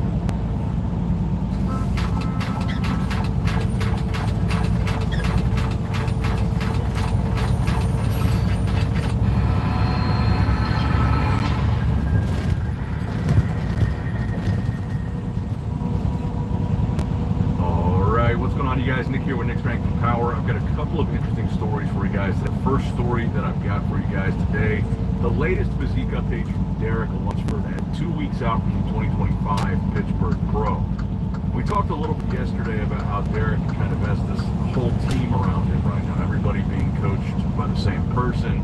He's got Ramon with him, he's got Good Vito with him, he's got his trainer Fabricio with him. And I was watching this video, this latest 2 weeks out update of Derek, and I gotta say, Derek looks really impressive from the standpoint of, he looks full as a house. This is a very big, full version of Derek going into Pittsburgh. And I think you can really tell, looking at this video and all the latest updates that we've seen from Derek, that Derek is not messing around going into this show. I think he's on a mission this year to prove a point going into the Olympia, that he is the guy. Whatever Derek seems to be doing differently this time around with a new coach seems to be a winning formula, because I think all this stuff that we've seen from Derek, including obviously the winning package that he brought to the Arnold Classic, this is like the best he's ever looked. And I think what makes how full he is in this video even more impressive is some of the other updates that we've seen, those comparison point updates, like this one. The 6 weeks out from the Arnold versus 6 weeks out from Pittsburgh. He's clearly drier, harder, more detailed. He looks like he's tighter at various points in his prep going into this show. So for him to look even bigger and fuller, not just in, he looked prepping for the Arnold, but also kind of looks bigger and fuller than the other guys he's going against, such as Nick Walker, such as Martin Fitzwater, which is not typically something you would say about Derek. You're typically not describing Derek going into a show as being one of the fuller guys, being one of the bigger guys. But I think that's exactly what you're seeing here in this update. And for me, I think this further reinforces my opinion that Derek is the favorite to win this show. Not just on paper, not just looking at his resume, not just looking at his recent placings, but looking at these updates, Derek has been the guy that I've been the most impressed with, closely followed by Nick Walker, who also posted an update, a series of updates today at 2 weeks out from the show. Nick even describing himself in these updates as being pretty flat here at 2 weeks out. And I think in comparison to Derek, like I said, the fullness that Derek brings, I think that he looks to be bringing, I think it looks pretty evident even compared to Nick Walker.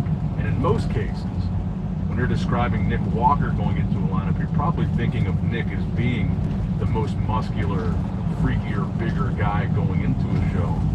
But I think in this case, maybe Derek isn't necessarily more muscular than Nick, but certainly at this point is looking a lot fuller. And again, we still got 2 weeks to go, so that's going to change.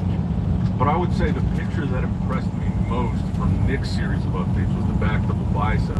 You're really starting to see that crazy level of detail that Nick has in the back double. I've said before, I really like Nick's back double, even though, going into the lineup setup like this with Derek being the favorite, Derek in the back poses, he's pretty hard to beat. So I don't know how much Nick's back double bicep is going to be able to compete with Derek's, but still, I really, really like Nick's back double bicep, and I think at 2 weeks out in these updates, you're starting to see that version of Nick's back double bicep, where you see all that crazy detail, and that's what makes that pose, I think, really pop for Nick when he gets closer to actually stepping on stage, when that back double really starts to look nice and carved up and really stands out. I really think it's one of Nick's more impressive poses, but again, going into a competition with Derek Lunsford, Derek is kind of the back guy. It's going to be hard to beat even in that pose, even for Nick. And again, I will say, I said this in the last video, that Pittsburgh Pro is a show that I don't think you're going to want to miss. And I was talking about how there's potential for, maybe a Manion today. I'm not going to say what it said, but there could be another really big surprise in store for the Pittsburgh Pro that I think people would really be entertained by. So again, I would not miss this Pittsburgh Pro. Now, next up in the news, I wanted to talk about another segment from that Beyond the Stage TV interview with Dan Solomon. This was actually one of the parts that I liked about the Dan Solomon interview. One of the things that Dan said that I really agreed with.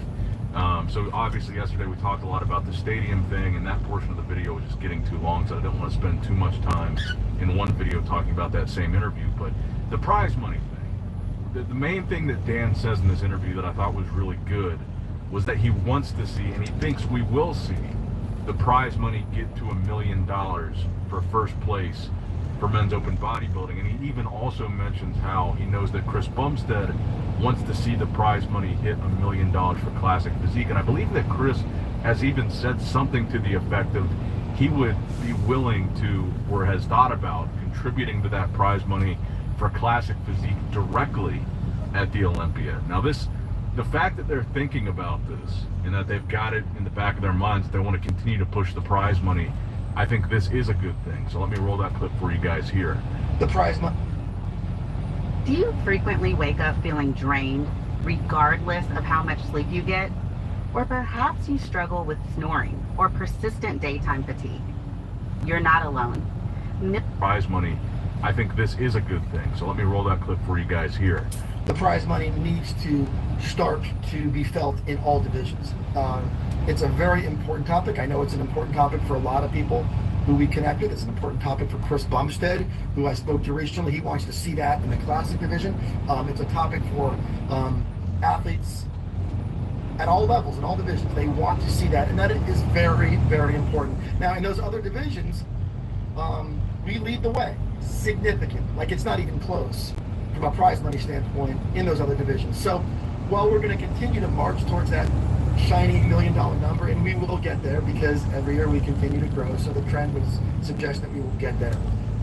We've had conversations with Chris about the classic physique prize money. It's very important to him. It's also very important to us to do this responsibly and to do it in a way that shows the kind of respect that division deserves. I have found it to be good practice that when it comes to Chris, he's so good at communicating, he's so good at putting messages out the right way, that I'm going to leave that to Chris. I'm going to let Chris speak for himself on that.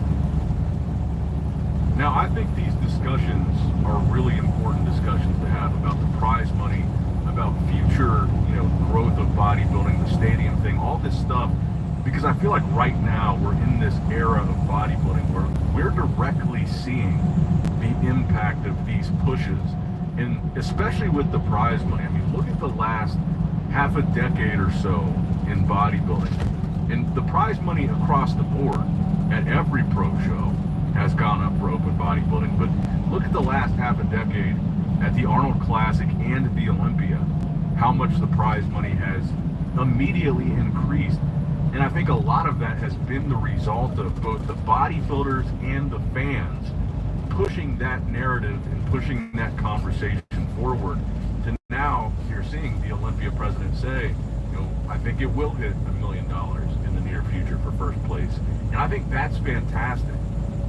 Now, I would say that this little rivalry that there seems to exist between the Arnold Classic and the Mr. Olympia, even though they say there isn't one, I think there clearly is a little bit of friction there. I do think the Arnold pushing the prize money to $500,000 this past year to $600,000. I think that competition, that rock.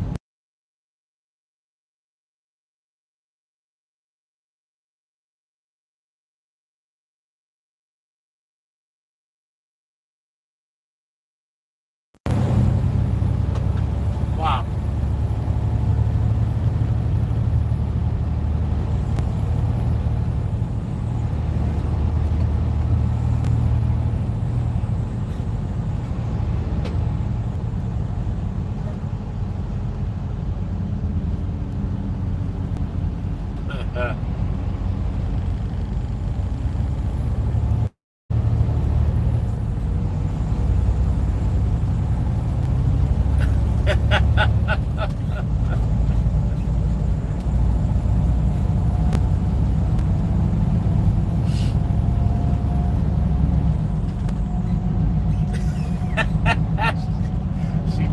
She knew what I was dealing with.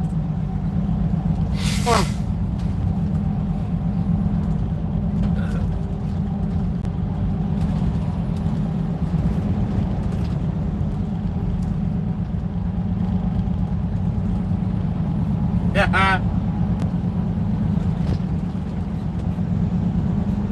Poor child.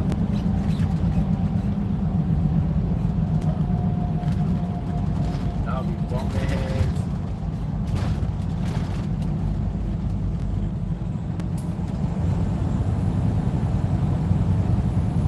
That is not true, but that's what you're going with.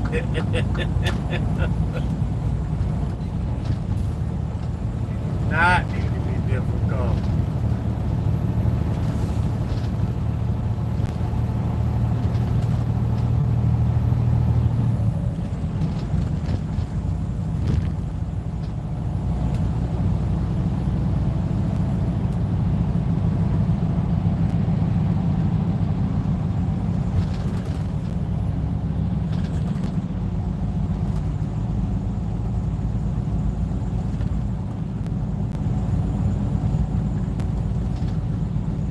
Vagina from Mexico, how you doing? Or is that Victor? No, they can't hear you. No, you're in the headphones.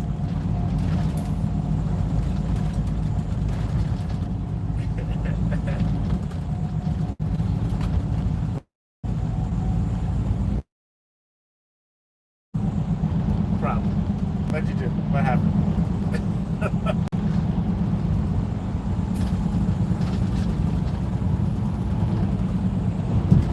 Said you was gonna call me back if you had something to ask me, but I never heard from you. Oh, okay, gotcha.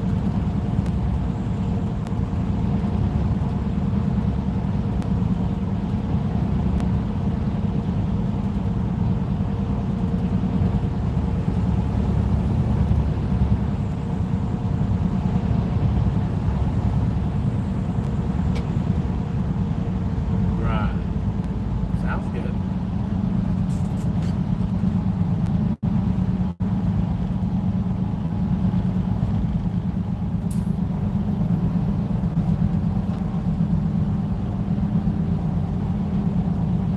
Yeah.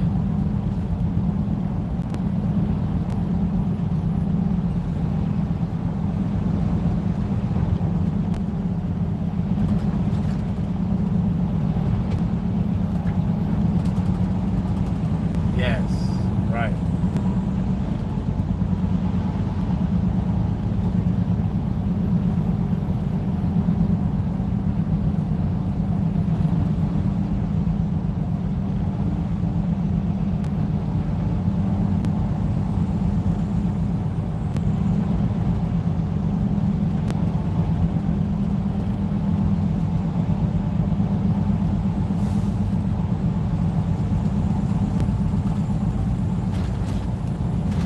Oh yeah, we talked about that.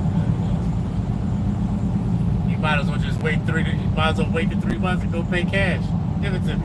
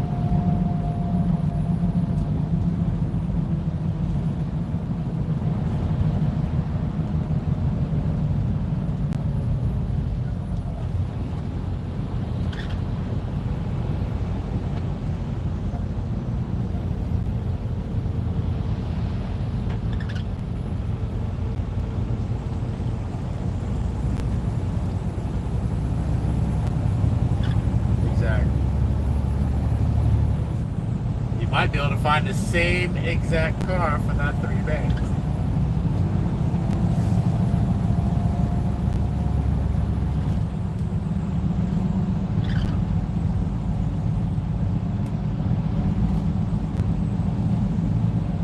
Solar intelligence.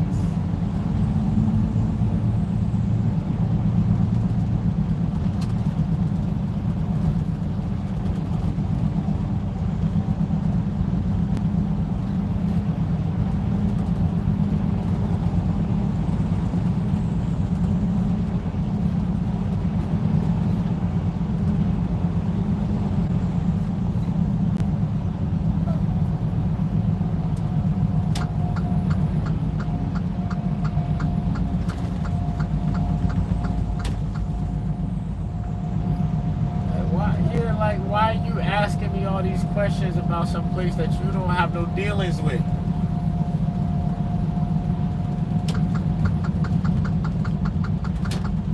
Yeah, I understand that. Like, how many times I gotta tell you the same thing?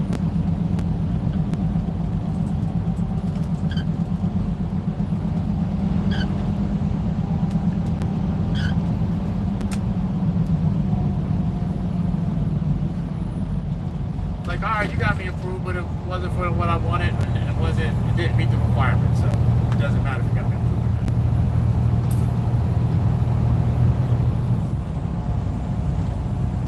Yeah, that's some bullshit. It's not a gift horse. It's not a gift horse.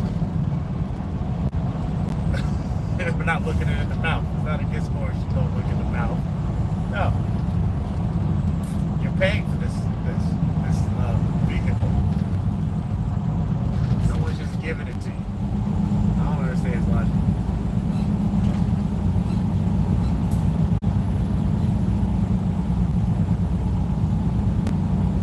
You just want the kickback.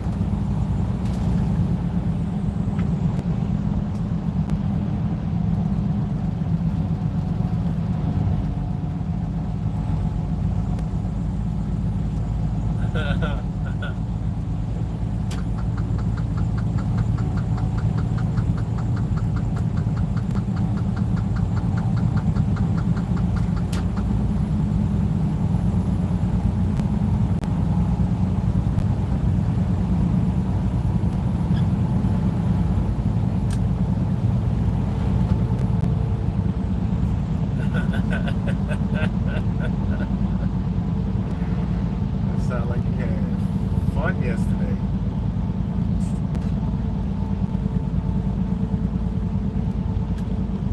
My nigga. Hit him with the my nigga.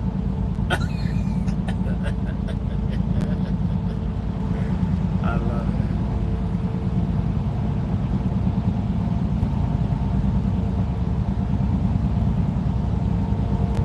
Yeah.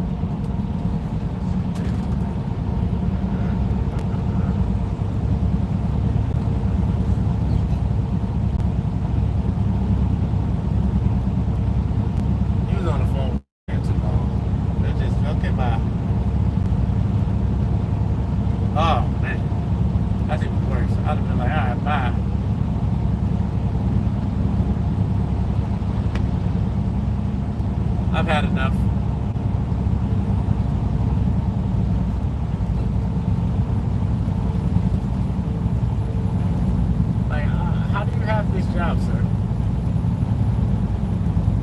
At the dealership?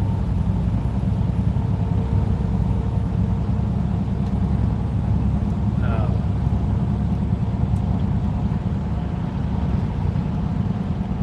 Yeah.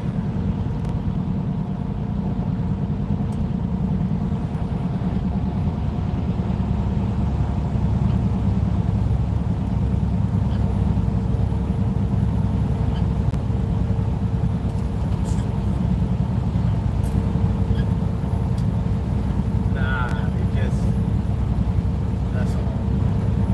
If you get any kickback anyway.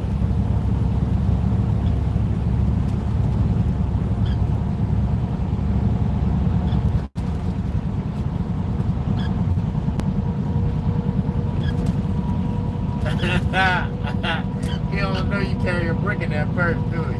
You don't know.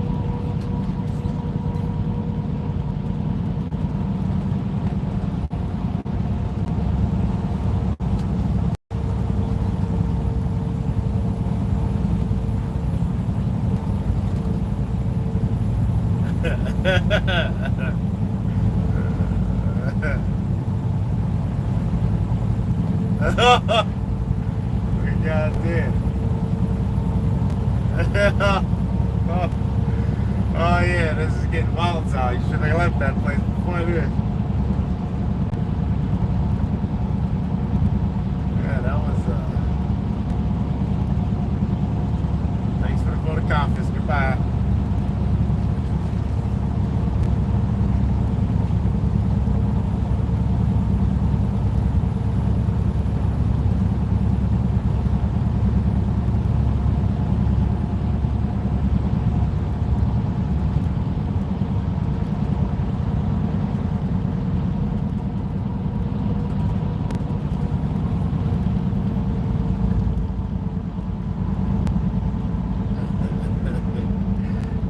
Calm down and get yourself one of them Korean bottle pops.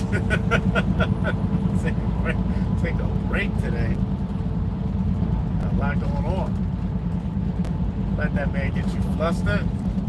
Don't let him get you flustered.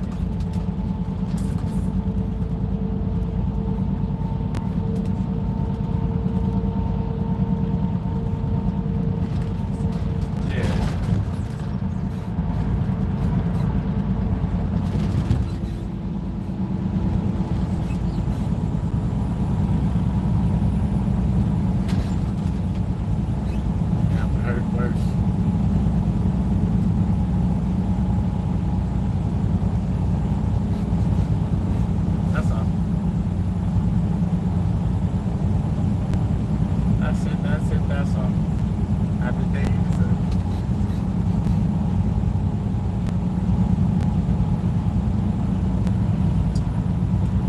Just apologize for yourself. Don't apologize for me too. Don't tell me I had a bad day. My day was great until I talked to your ass. And then it was great after that. Trying to mess up my moment.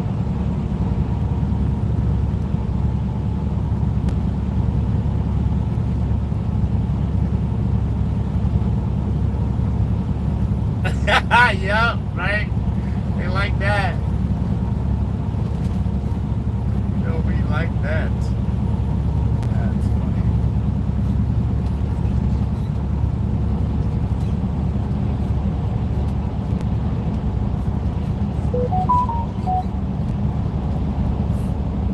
So it wasn't tailored properly, that's what you're saying.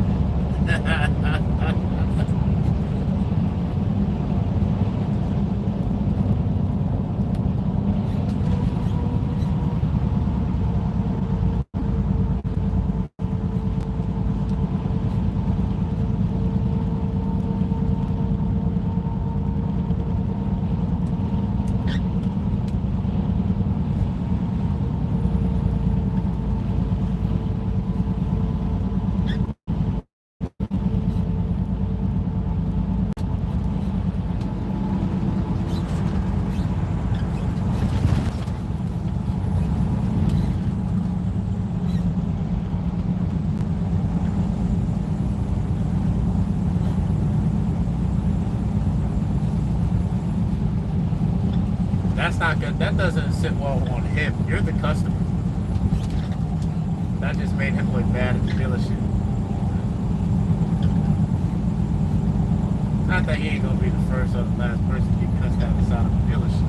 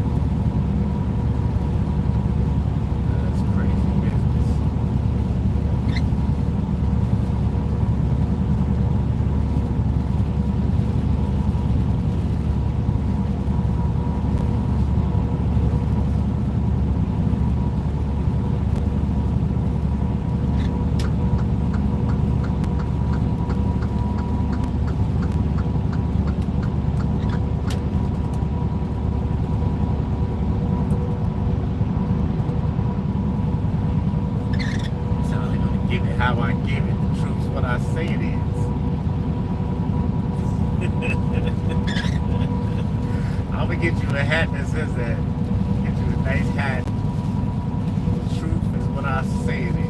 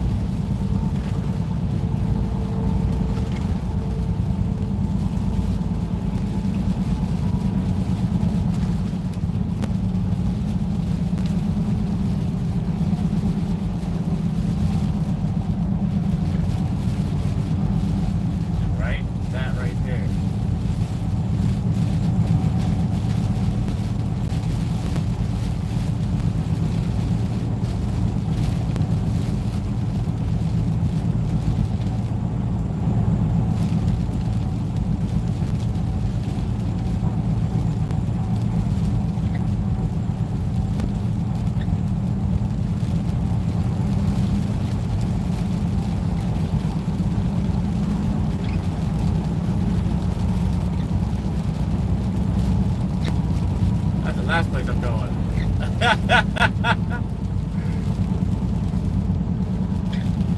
Right?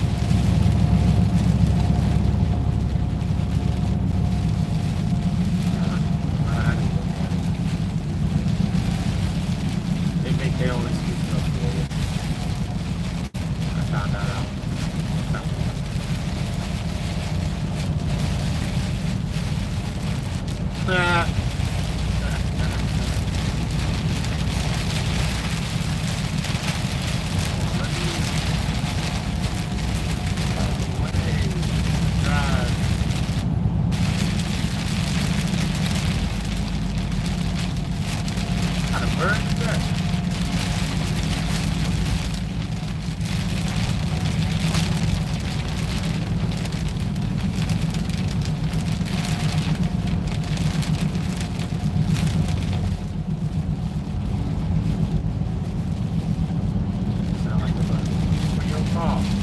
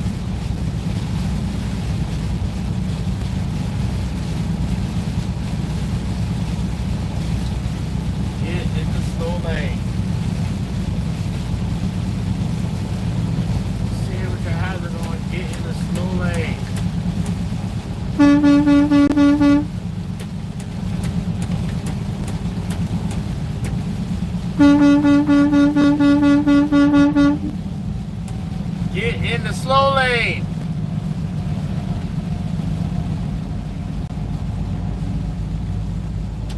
You're an idiot.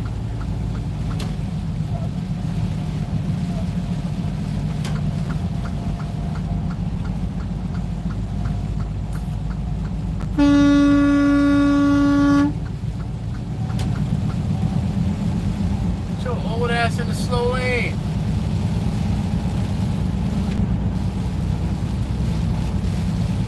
Can't see. Got your four-ways on and you sit here in the middle of the fucking lane like a dumbass. Oh. Thinking you safe. You ain't safe in a faster lane. Holding up traffic in the rain. Get your ass right side like you. It goes for everybody listening too.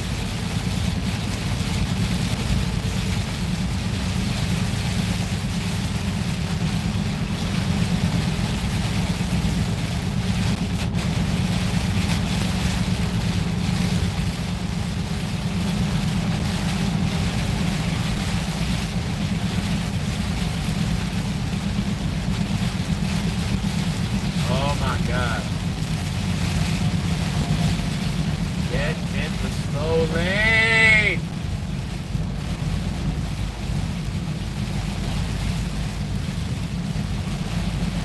All y'all people are annoying as fuck.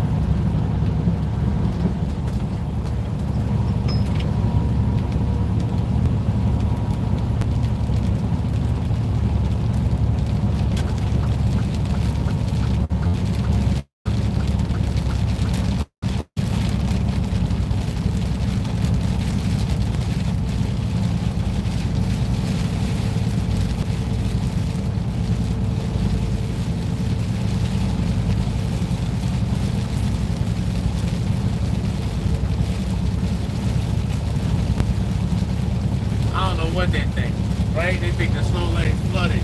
They flooded the middle lane with slow people.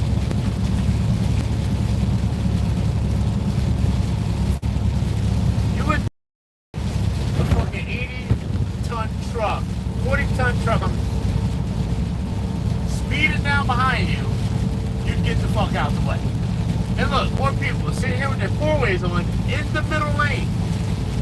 If you can't see, get in the slow lane.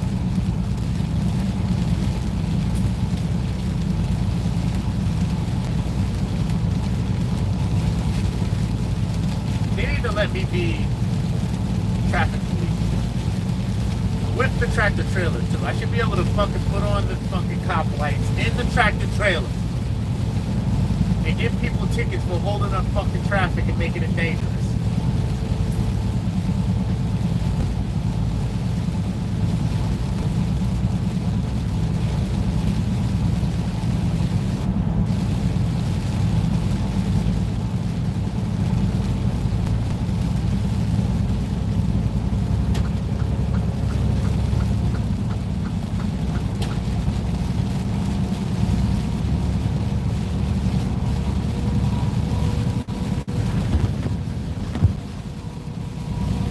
Now he got his four-ways on. Now he want to speed up when someone try to go by him. I don't get it. It's all weird as shit.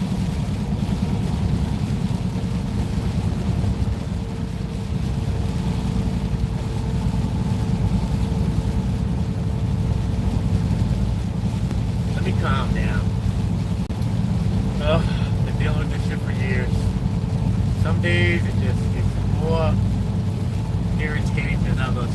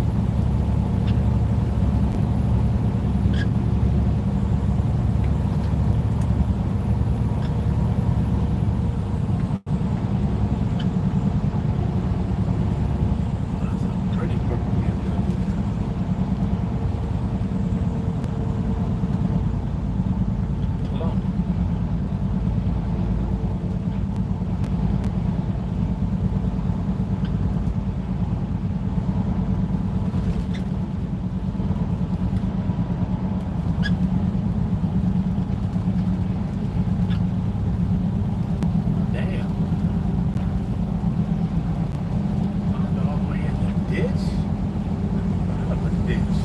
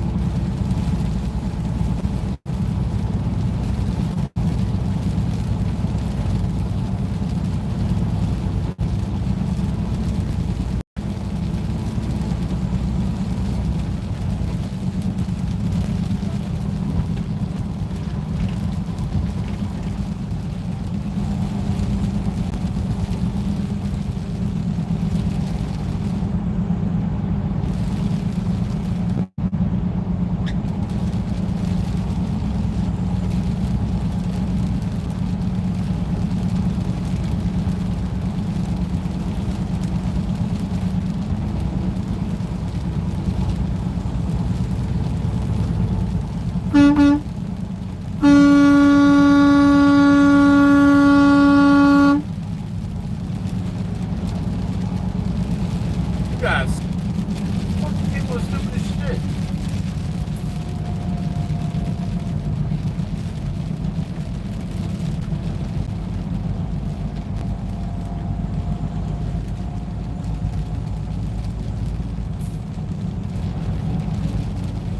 What's the point of having all them sensors if you ain't gonna fucking pay attention to that either?